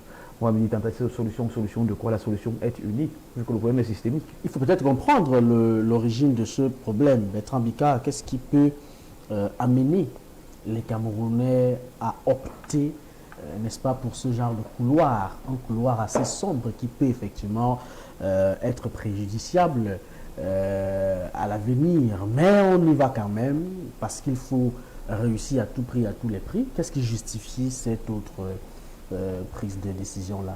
Non, c'est la mentalité frelatée des Camerounaises à la base. Les Camerounais ont une mentalité tellement frelatée que... Mais pas un peu très dur, vous n'êtes pas excessif, Bertrand Bika? Je vais vous prendre 2 exemples simples. Vous savez qu'au Cameroun, c'est le seul pays où les gens refusent de vieillir. Parce qu'ils veulent parler à la retraite, ils veulent maintenir les postes. Vous voyez un père qui a 80 ans, il ne pas mettre de blagues sur la tête. Il faut toujours paraître jeune. Et venir s'asseoir dans les bureaux au détriment des jeunes qui doivent pouvoir travailler. Il va voir un monsieur qui a 80 ans, il va vous dire qu'il faut qu'il soit en 5 ans. Ça, c'est au Cameroun d'aujourd'hui. C'est ça au Cameroun d'aujourd'hui. Où les gens n'assument pas ce qu'ils sont. Regardez les réseaux de coiffure, vous voir les vieux pères, d'abord, regardez-moi beaucoup de gens qui sont pour enfants. Ils ont des blagues sur la tête. Vous ne pouvez pas qu'on disait qu'ils sont vieux, ils sont vieux. Mais vous paraître jeune. Quand vous assumez par là que vous êtes vieux, mais vous êtes vieux, vous se frelater. C'est la mentalité que les Camerounais ont. On commence à peu près sa retraite, le jour où on commence à travailler. Mais les pouvoirs de la retraite, à 100 ans, ils sont aux affaires et ils ne veulent pas qu'on dise qu'ils sont vieux. C'est pas le faux.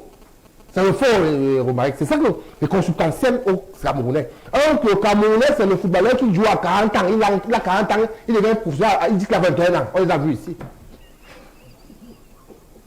Il est footballeur 21 ans, sa fille à l'université de 3e année. C'est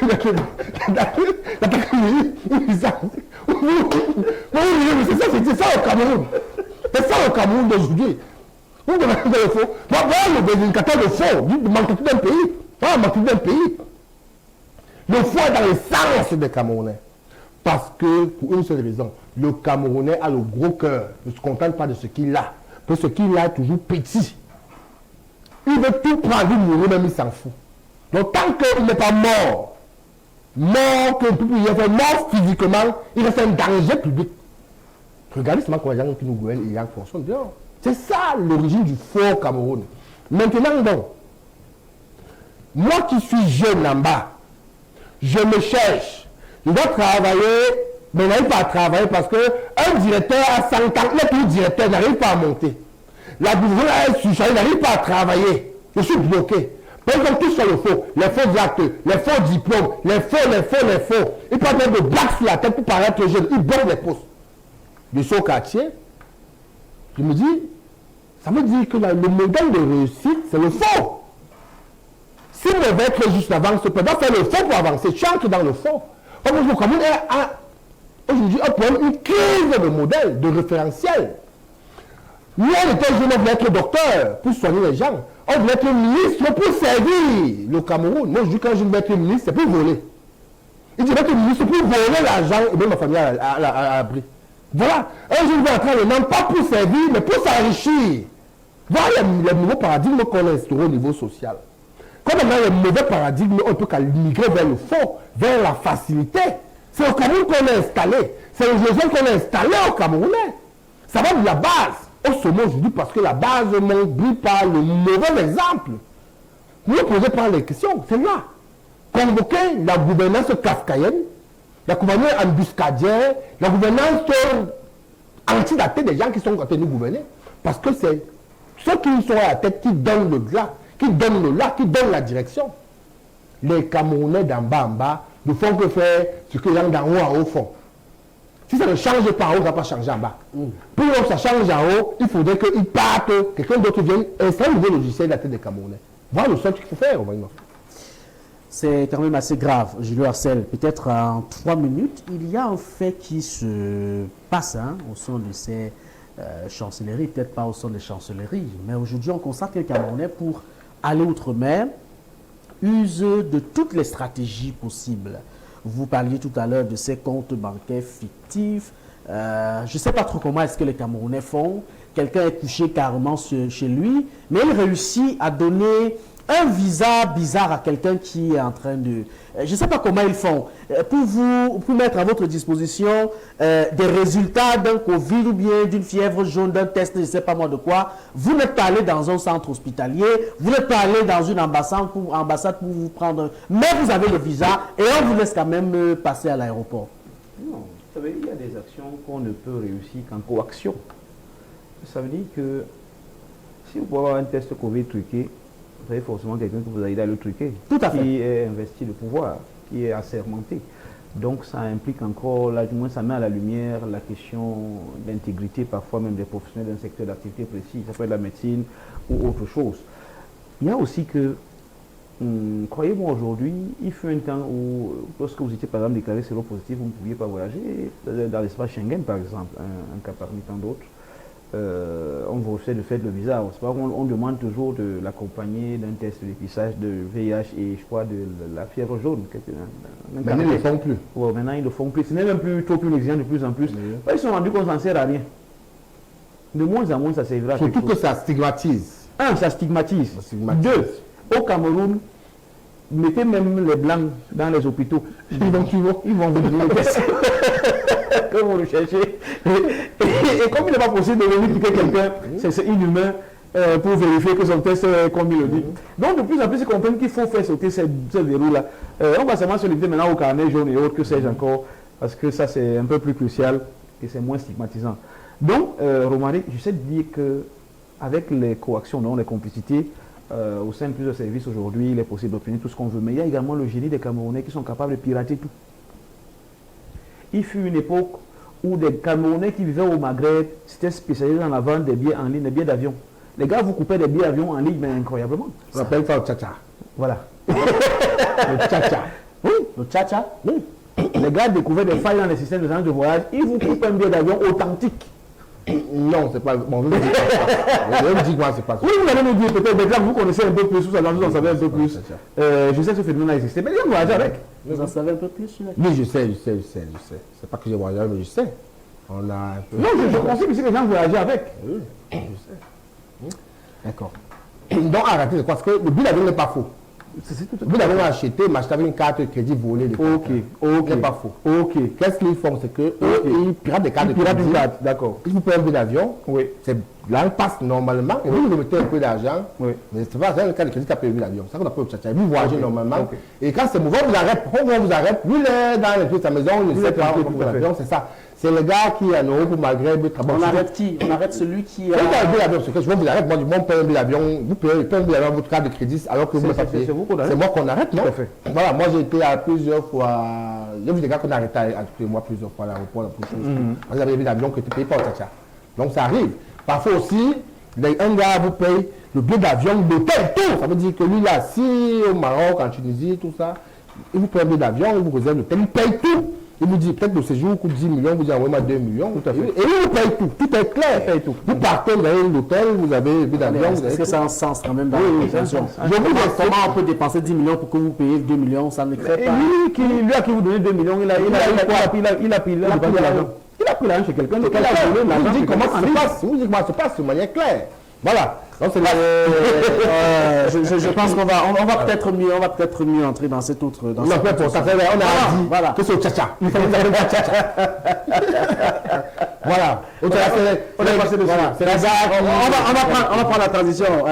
Bertrand Bika, on reviendra justement convoquer cet autre fait d'actualité qui fait beaucoup parler de lui depuis ces derniers jours. Saint-Désir à Tango. L'homme qui a couché avec ses 2 filles, il a été traduit devant le procureur de la République, c'était du côté de Fou, libéré on ne sait pas pourquoi, mais depuis jeudi dernier, ces 2 filles sont justement en détention provisoire, en garde à vue. Que se passe-t-il clairement? Qu'est-ce que le droit dit dans le cadre de cette autre affaire? On rappelle d'ailleurs que d'ici vendredi, on aura dans le cadre de notre émission spéciale une autre figure très connue de la scène judiciaire de notre pays pour mieux nous expliquer cet autre phénomène. On va prendre donc la transition surtout derrière pour en parler.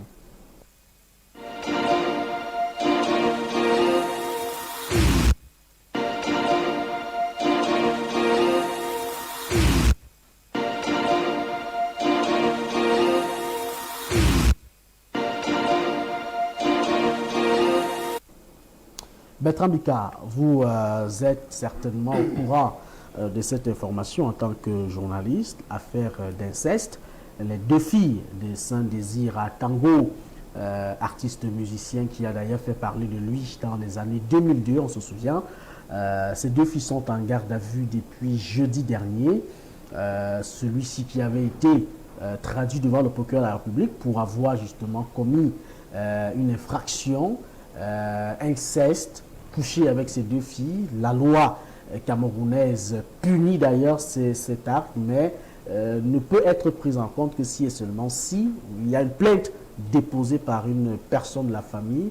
On nous a fait comprendre que la maman avait déposé une plainte, mais les choses se sont certainement renversées, ou alors pas certainement, les choses se sont renversées. Ces 2 filles sont aujourd'hui en garde à vue depuis jeudi dernier. Je pense qu'elles feront une semaine jeudi prochain. Dites-nous quel est le regard que vous avez de cette autre actualité, avant qu'on ne puisse entrer en profondeur dans ce que prévoit la loi sur la question. Non, il faut dire que c'est une actualité qui est encore venue démontrer suffisance au niveau et décrépitude morale qu'il y a pignon sur au Cameroun, au Maïk Noir-Feu. Voilà un père qui consomme ce qu'il a produit. C'est ce qu'on dit sur les réseaux sociaux. Et il se reproduit. Et il estime que c'est normal de façon claire. Chez nous, les Bantous, il faut dire que quand quelque chose sort de l'ordinaire, on assimile ça à de la sorcellerie. C'est donc un sorcier qui a fait des choses de sorcellerie. Et pour ça, il doit être mis au banc de la société, du moins en contexte bantou, africain, camerounais en particulier. Il faut quand même dire que le problème de l'inceste, de manière globale, prend la forme de l'environnement dans lequel il s'y trouve. il y a d'autres pays qui estiment que l'inceste n'est pas convoqué ni convocable d'aucune façon. Si on peut vous rappeler qu'à l'époque hitlérienne, quand Hitler voulait avoir une race pure, on laissait les pères, mères, frères entre eux faire l'amour, c'était important pour eux pour avoir une race pure. Dans ce contexte-là, eux, ils légitimaient l'inceste. Je ne sais pas si c'est exact, c'est qu'on est en Allemagne ici, alors que nous sommes au Cameroun. Et bien, au Cameroun, il faut dire comme ça de façon claire, et chez nous, c'est véritablement interdit de faire cette chose-là. En même temps aussi, il faut aussi qu'on voit quand même, un aspect quand même, l'hypocrisie liée aux lois camerounaises qui disent que l'inceste est interdit, alors que dans notre pays, il y a des communautés qui pratiquent une forme d'inceste qui est claire, visible sur tout le monde. Il y a l'inceste de manière verticale qui est très grave aussi horizontale.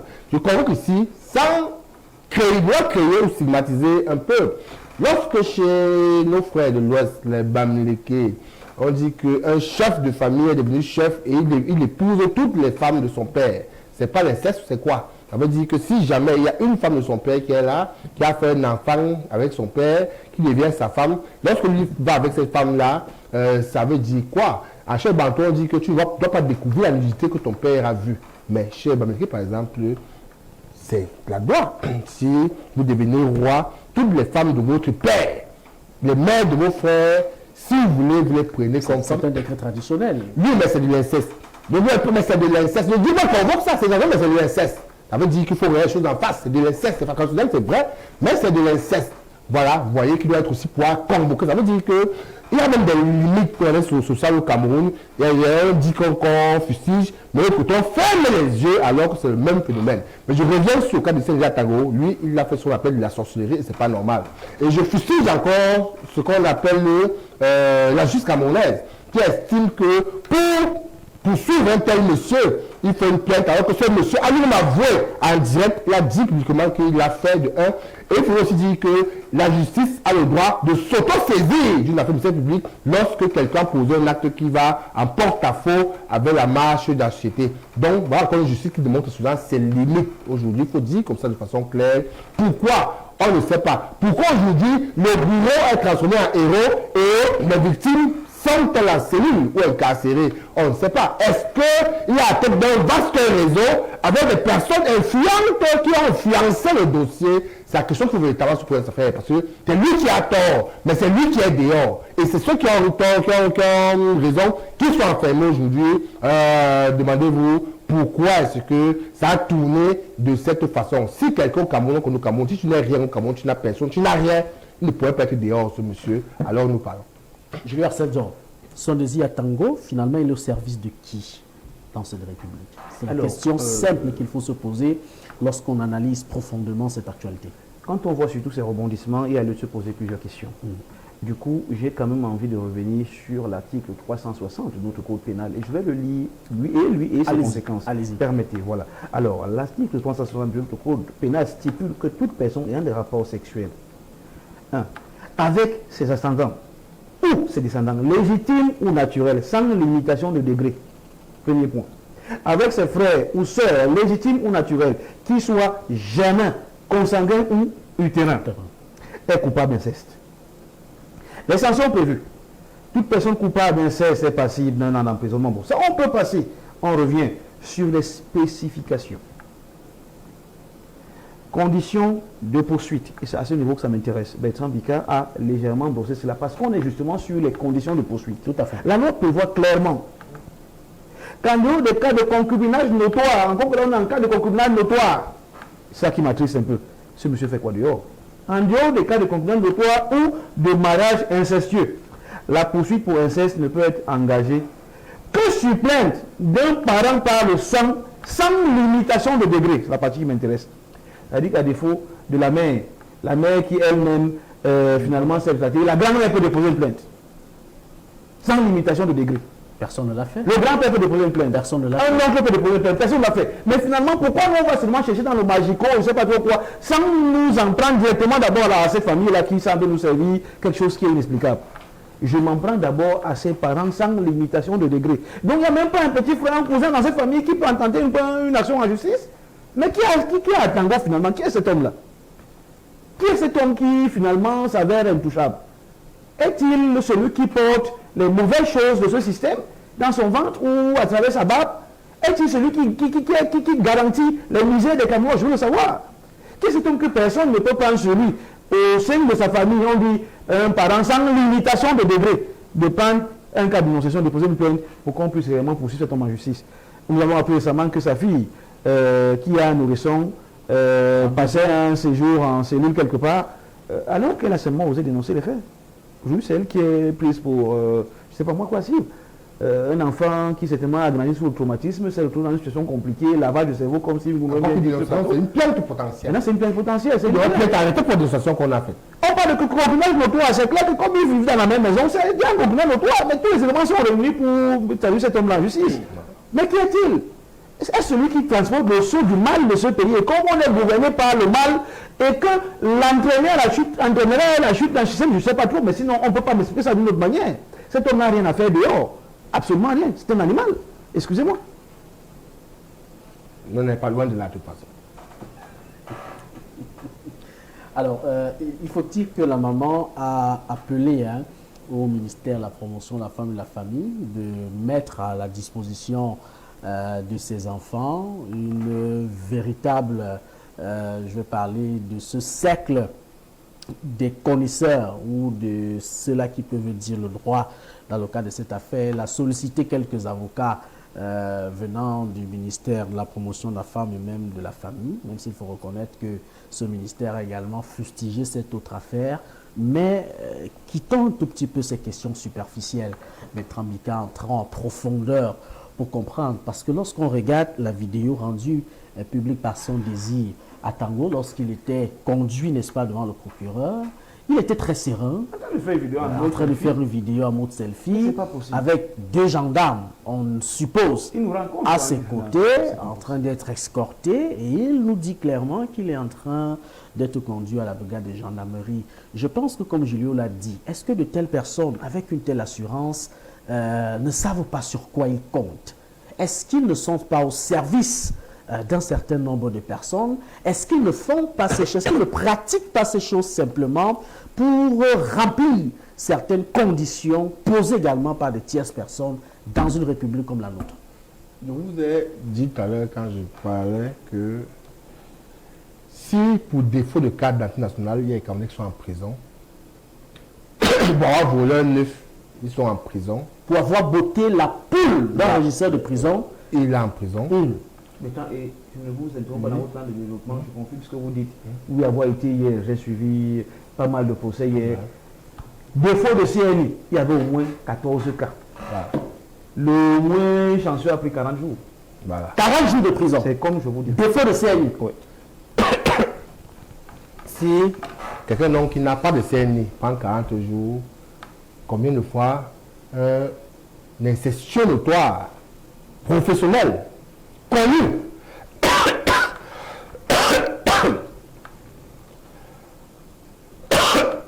D'accord. Pendant qu'on vous apporte une petite bouteille d'eau, Bertrand Ambika, Julio Asseljob, est-ce que vous pouvez également...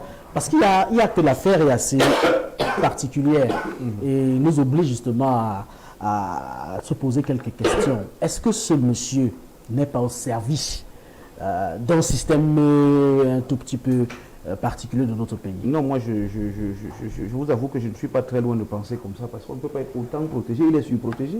Qu'est-ce qu'on cherche? Qu'est-ce qu'on recherche? On nous demande pas là en gros production alors qu'on a les aveux même du concerné, on a les témoignages de la petite et autres. On a, quand l'histoire remonte un peu plus tard, on vous dit clairement que la maman même s'était gâtée à cause de ça, mais qu'aujourd'hui tout le monde se retracte subitement, personne ne veut parler. Une petite abandonnée à elle-même, aujourd'hui incarcérée. Pourquoi? Auquel motif? Motif qu'elle a dénoncé, on n'en sait trop rien. Non. Non seulement j'ai l'impression que l'État lui-même ne prend pas au sérieux cette histoire. Est-ce que ça ne rejoint pas nos soupçons comme nous le pensons? Est-ce que nous ne sommes pas là dans un cas où il y a un monsieur qui sait exactement qui le protège et jusqu'à quel niveau remonte ces tentacules? Quelqu'un disait dans ce pays qu'il a les bras longs. Est-ce que ce monsieur n'a finalement pas les bras jusqu'au sommet de l'État? C'est une question qu'on se pose. Non. Vous ne pouvez pas avoir, il a dit, il a affirmé à Mondiovision, ce n'est un secret pour personne, encore que je suis même pas sûr qu'il est mieux célestin que ce qu'il a dit sur le coup d'une prise de drogue. Ces propos sont là, demain. Toute la communauté s'est indignée.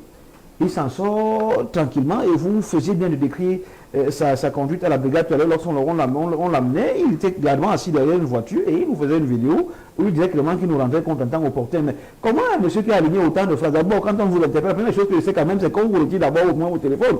On ne vous autorise qu'à le toucher après pour passer un coup de fil. Donc, tellement d'éléments qui nous font croire que ce monsieur est un surhomme, surprotégé dans sa République. Et on a des raisons, oui, de croire que naturellement, il est protégé en très haut lieu. Maintenant, pourquoi c'est là qu'on fait dans la thèse que nous pensons que nous sommes essentiellement dirigés par le diable au Cameroun. Maître Abika, ça va mieux? Oui, ça va mieux. D'accord, allez-y. C'est parler des problèmes graves qui me font tousser. Quand on convoque les SS, ça me fait tousser. Allez-y, Bertrand, on a passé de temps. Je t'ai en fait dit que si quelqu'un qui n'a pas de 40 jours de prison, combien de fois un incestueux notoire, avéré, professionnel, convaincu et convaincant, convaincu que son acte est bien, et convaincant, puisqu'il dit aux gens que c'est bien, sauf qu'il ne trouve pas l'écho.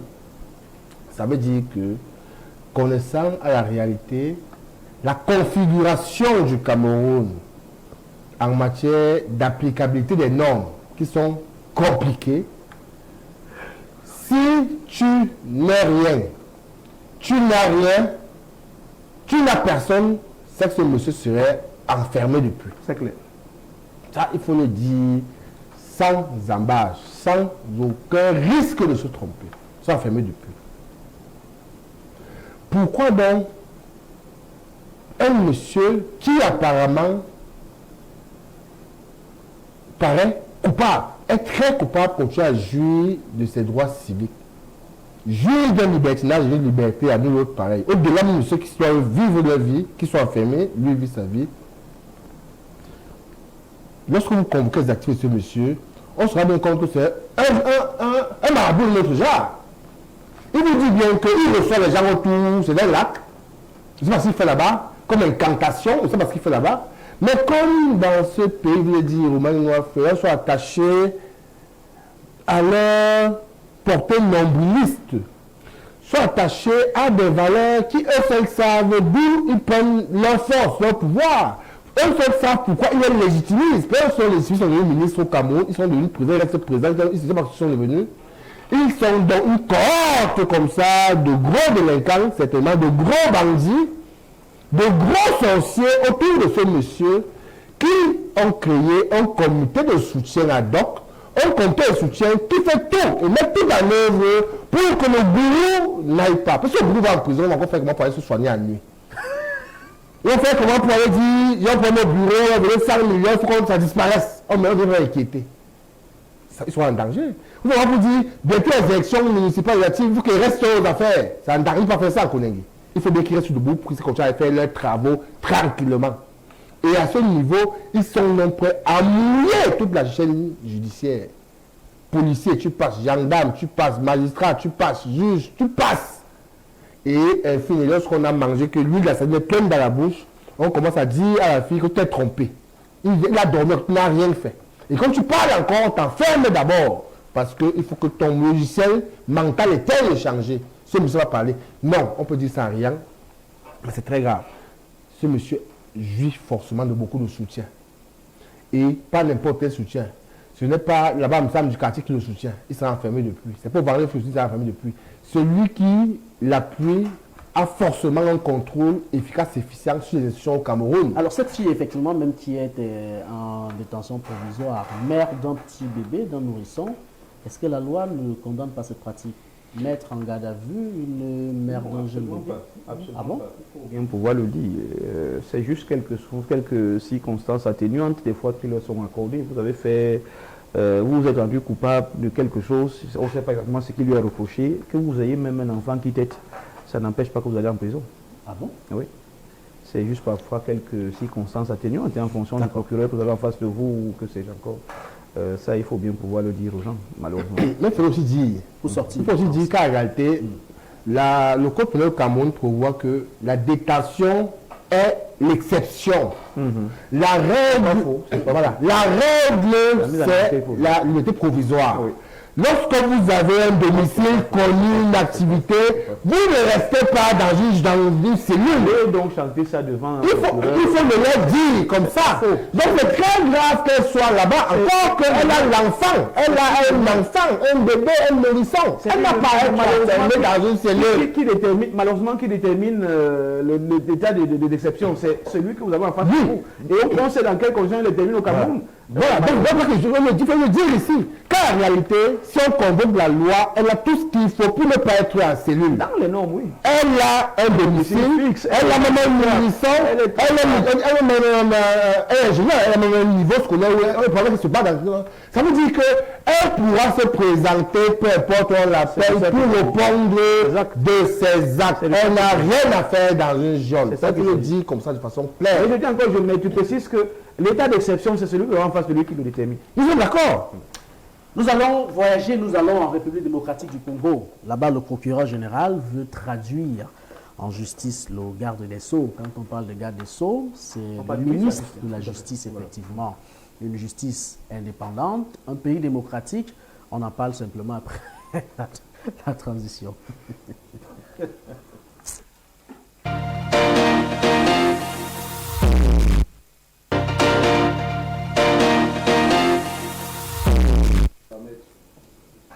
Julio Axel Diop, nous sommes à bord de ce Boeing dont vous êtes l'unique pilote. Oui, Romary, c'est une affaire qui a éclaté le 9 juin, donc il y a quelques jours seulement.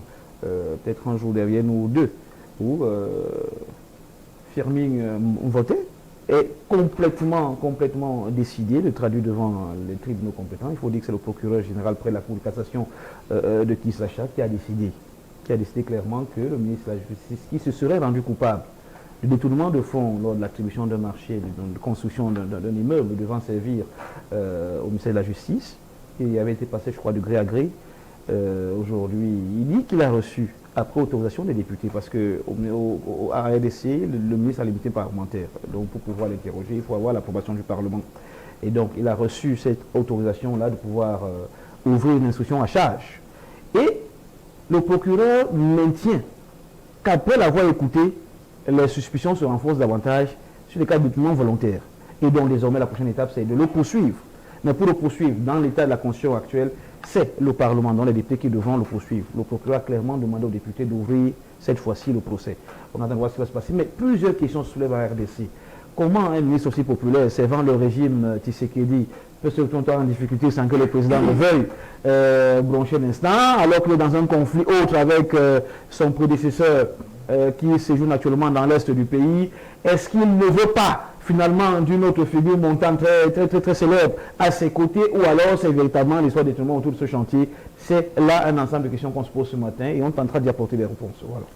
Bertrand Bicard, un procureur de la République qui traduit... Il est dans son droit en passant. Tout à fait. Voilà. Le patron de la justice en justice. En image, Constant Moutamba. Tout à fait. Voilà donc le ministre de la Justice, garde des Sceaux de la République démocratique du Congo. Est-ce que de ce côté, c'est un cas qui doit parler au Cameroun, par exemple? Il faut d'abord dire que j'ai un peu suivi cette actualité. Oui. Et le ministre de la Justice actuel s'est rendu coupable de ces faits, n'est pas encore ministre de la Justice. C'est un fait antérieur à son poste. Ça veut dire qu'il avait gagné un marché à l'époque, puis il s'est rendu coupable de ces faits.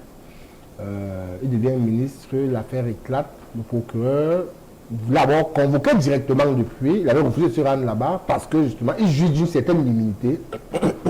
Il fallait qu'on puisse lever l'immunité à l'Assemblée nationale pour qu'il puisse être entendu par le procureur.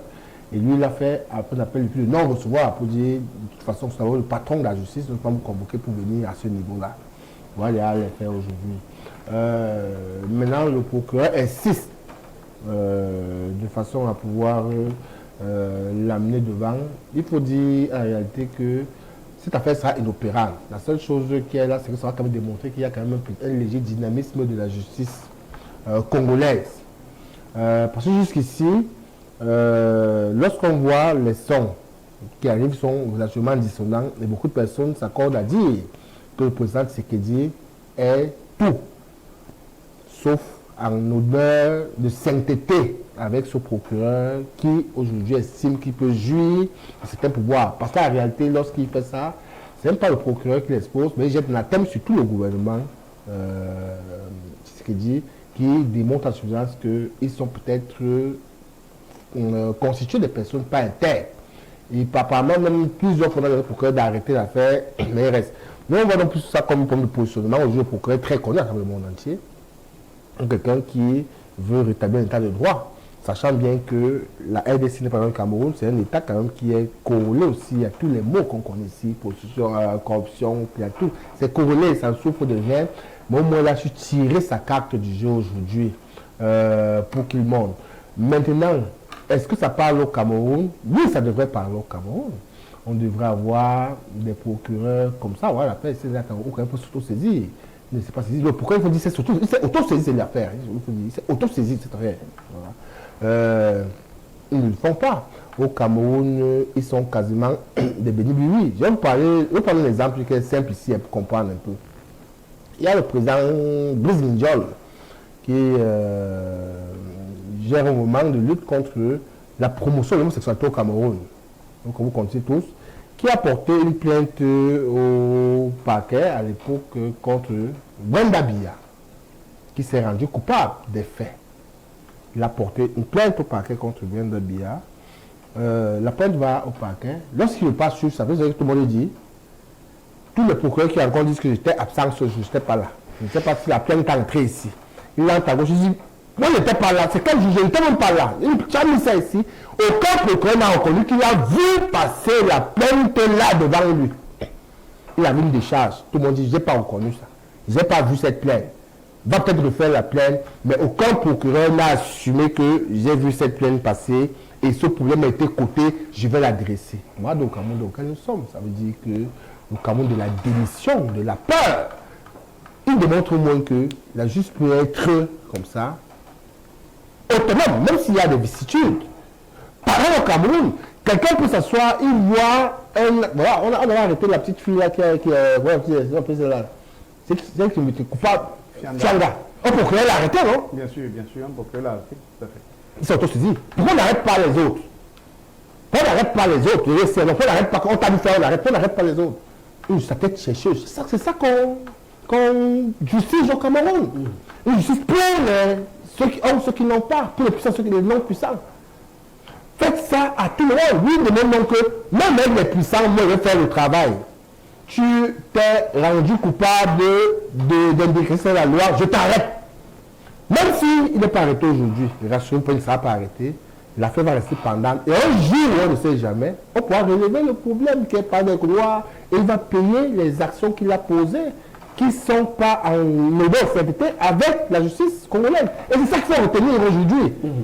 C'est poser des actes qui marquent dans l'histoire. Ça peut poser des actes comme ça que ça pourra éradier la milieu sociale congolais et que peut-être va atteindre un jour un état où les libertés seront véritablement respectées et les lois seront respectées, ne seront plus des loisirs, pour paraphraser Papillon. Merci Bertrand Bika. Vous répondez finalement à la question à vous poser, même si vous avez planté le décor.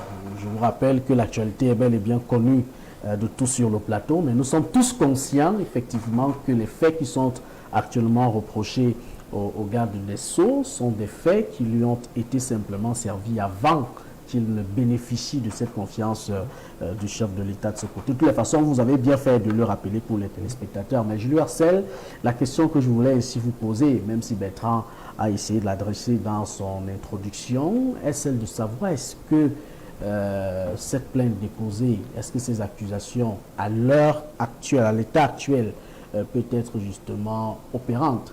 Est-ce qu'on n'est pas simplement en train de rechercher, je ne vais pas dire une gloire, mais avoir une certaine visibilité, parlant de ce procureur? Vous portez plainte contre un garde des Sceaux pour des choses qu'il a eu à faire avant sa nomination. Est-ce que ça a lieu d'être? Écoutez, ce dossier a une particularité, ce dossier a une particularité, mais celui qui explose au jour, celui qui crée le véritable scandale, c'est la passation de ce fameux marché qui devait servir à construire l'immeuble devant abriter, du moins la maison carcérale, Donc, Moutamba est bel et bien concerné au premier chef. Tout à fait. Maintenant, je crois que c'est Zion Construction Sarl. Donc, une société qui a été créée, mais le procureur renseigne quand même que des personnes mentionnées sur le statut, aucune personne n'existe. Il a lancé des mandats de recherche, on ne trouve jusque-là personne. Et que bizarrement, à la veille de la transaction, devant être officielle, un compte avait reçu 19 millions de dollars quand même, qui jusque-là lui-même est intraçable, mais tout porte à croire qu'il se rapproche le plus du ministre Moutamba. Vous voyez donc d'une manière ou d'une autre, il a engagé dans l'affaire. Et celle qui explose au bout du jour, du moins à la lumière, le concerne au premier chef. Même si jusque-là, il clame toujours son innocence. Donc ce sera ça effectivement le de toutes les façons, dans une procédure pour davantage le clouer. Tout à fait. Il faut bien le comprendre. Donc on ne peut pas aujourd'hui dire que la justice congolaise ne nous sert pas un modèle, nous en sommes fiers. On attend de voir d'ailleurs des cas comme ça qui pourraient nous mettre à l'abri de certaines blagues qu'on peut voir parfois au TCS, parce qu'il y a beaucoup de blagues de temps en temps. Alors, un procureur qui s'auto-saisit est décidé de faire la lumière sur 19 millions de dollars quand même. C'est un peu plus de 10 millions de francs, 10 milliards de francs CFA dans un pays aussi pauvre que la RDC en pleine guerre. Je pense qu'il y a lieu naturellement de creuser à fond. C'est pas comme au Cameroun où quelqu'un détourne 94 milliards ou 100 et puis c'est pas si grave que ça. Non, il faut apprécier l'action du ministre de la Justice. Il faut apprécier ce type d'action de justice en Afrique. Il faut apprécier ce désir d'indépendance, de cet ordre, d'un pouvoir qui est le pouvoir judiciaire. C'est ce qu'il faut retenir ici aujourd'hui, mais on ne peut pas non plus fermer les yeux sur la coïncidence des événements. Cette Bertrand l'a dit lorsqu'il entame une telle action de mettre le système à mal, mais lorsque le système est à mal, il faut le mettre à mal. Première des choses, parce qu'il n'est pas non plus tout blanc dans cette affaire comme neige. Ça aussi, il faut le dire. La deuxième, c'est cette coïncidence d'événements qui font que tout porte à croire que l'actuel président veut lui aussi à son tour se débarrasser de ce jeune qui de plus en plus gagne en popularité. Je n'affirme rien, ça il faut bien le dire, mais je partage avec vous mes soupçons. Sinon, comment comprendre son silence total? Il veut nous montrer quoi? Que la justice est complètement indépendante en RDC. Si tant est le cas, ok, d'accord, c'est bien, c'est un exemple de démocratie. Mais je dis, je maintiens assez curieux quand même de voir l'énergie qu'il met à écarter Kabila. Celle qu'il a mise à écarter Katumbi et autres. C'est vrai que Katumbi avait été écarté un peu autant de Kabila, on ne peut pas dire le contraire. Et aujourd'hui, ce jeune qui, il faut le dire, c'est actuellement la personnalité la plus aimée de la RDC. Il se voit avec un procès bientôt sur le dos. C'est quand même assez bizarre ces coïncidences-là. Assez bizarre une coïncidence, mais la question est celle de savoir, le ministre de la Justice garde des Sceaux, est-ce qu'il ne va pas, dans les tout prochains jours, frapper? Il ne peut pas. On n'acquiert pas là-bas. On ne devient pas procureur auprès de la Cour de cassation par une nomination de ministre de la Justice. Non, je ne dis pas le contraire, mais est-ce qu'il ne peut pas user des stratégies? Est-ce qu'il ne peut pas user des stratégies pour faire... Il faut rappeler à Romain que ce juge est inamovible. C'est sur ça qu'il compte. Ah bon? Voilà. Ah d'accord. Maître Abika, je voudrais vous dire merci, mais avant de partir, nous sommes en période de vacances. Vous avez des conseils à donner à ces jeunes filles qui commencent déjà à joncher les rues de la capitale politique. Qu'est-ce qu'il faut faire pour éviter des grossesses précoces? Non, c'est aux parents qu'il faut parler. Je pense qu'ils doivent occuper... Pas aux filles, pas aux enfants? Non. Je pense que les parents doivent occuper au maximum... Les parents sont au travail comme vous. Je vois qu'il dit donc qu'ils doivent occuper au maximum... Les enfants? Les enfants. Pas parce qu'on est en vacances que ça veut dire qu'on ne peut rien faire. Qu'est-ce que vous mettez dans l'occupation? Les enfants doivent faire quoi ou les parents doivent amener les enfants à faire? Il y a le sport. Il y a le sport que par exemple on peut faire. Ça veut dire qu'on peut inscrire dans les salles de sport. Pas le sport, pas art martial, pas le sport que les bons danser. Nous, comment danser là. Il y a le sport que les filles peuvent faire. Vous parlez des arts martiaux? Voilà, oui. Moi, par exemple, chez moi, elle va à la piscine, elle va inscrire dans le congrès, elle va un truc de piscine où elle ne peut pas nager avec ça nous, ça l'occupe, la fatigue, qu'elle rentre à dormir. Voilà, elle rentre, il faut qu'elle soit fatiguée, qu'elle rentre dehors. Il y a le fait que vous pouvez, par exemple, moi, par exemple, chez moi, j'ai demandé à l'enfant là de faire le résumé des informations qu'elle rend le soir. Donc, elle sait que tout le monde peut demander qu'on dit quoi au journal. Elle est obligée de me dire 2-3 choses que je n'ai pas vues, même si j'ai vu ça un jour. Parfois, il arrive, il dit, on a dit quoi au journal, elle me dit ce qu'on a vu au journal, puis ça va l'occuper. Elle peut aller voir les choses bizarres, pour que peut-être se fasse au soir, de me donner un peu ça. Maintenant, on peut aussi arriver de son cas quand on est, l'envoyer en vacances.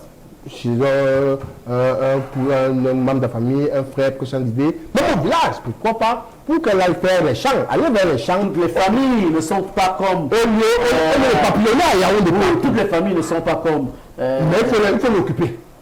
C'est l'oisiveté, tout font qu'elles sont dans la rue là comme ça, un peu papillonnées, et elles vont aller prendre des grosseurs autour d'un morceau de porc. Oui, il y a des parents effectivement qui comptent sur ces périodes de vacances pour amener les enfants à produire un peu d'argent. C'est non pas normal, c'est possible ici, mais c'est pas normal. C'est juste, mais c'est pas normal.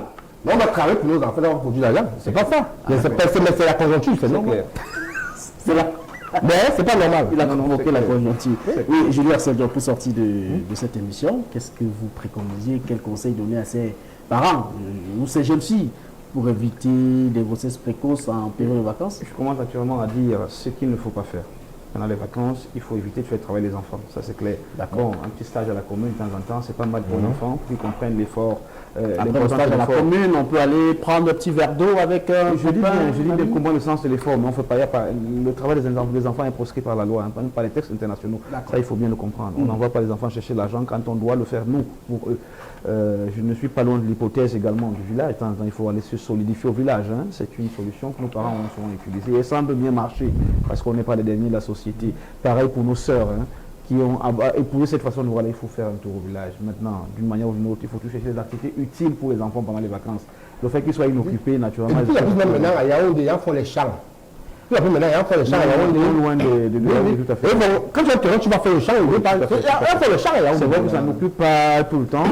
Je ne suis pas toujours loin de l'hypothèse du village.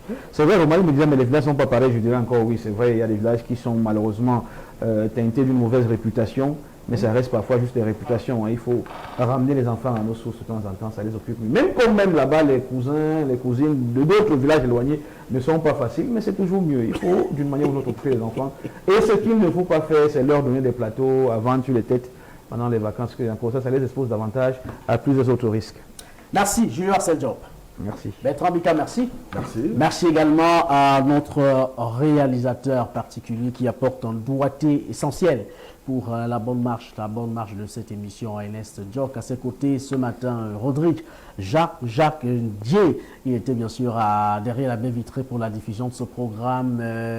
Moïse Moses, notre ingénieur son maison, Mathieu Latechemot Fransanga ont assuré la tenue de ces 4 caméras braquées sur les médecins de l'information. Mesdames, Messieurs, merci à Reine Christelle Tigniem qui assure la coordination de ce programme, la supervision générale des mains des maîtres du Grand Manitou, l'honorable François Biba. Je reste l'unique étoile du drapeau camerounais. On se dit à demain 10h pour le même rendez-vous.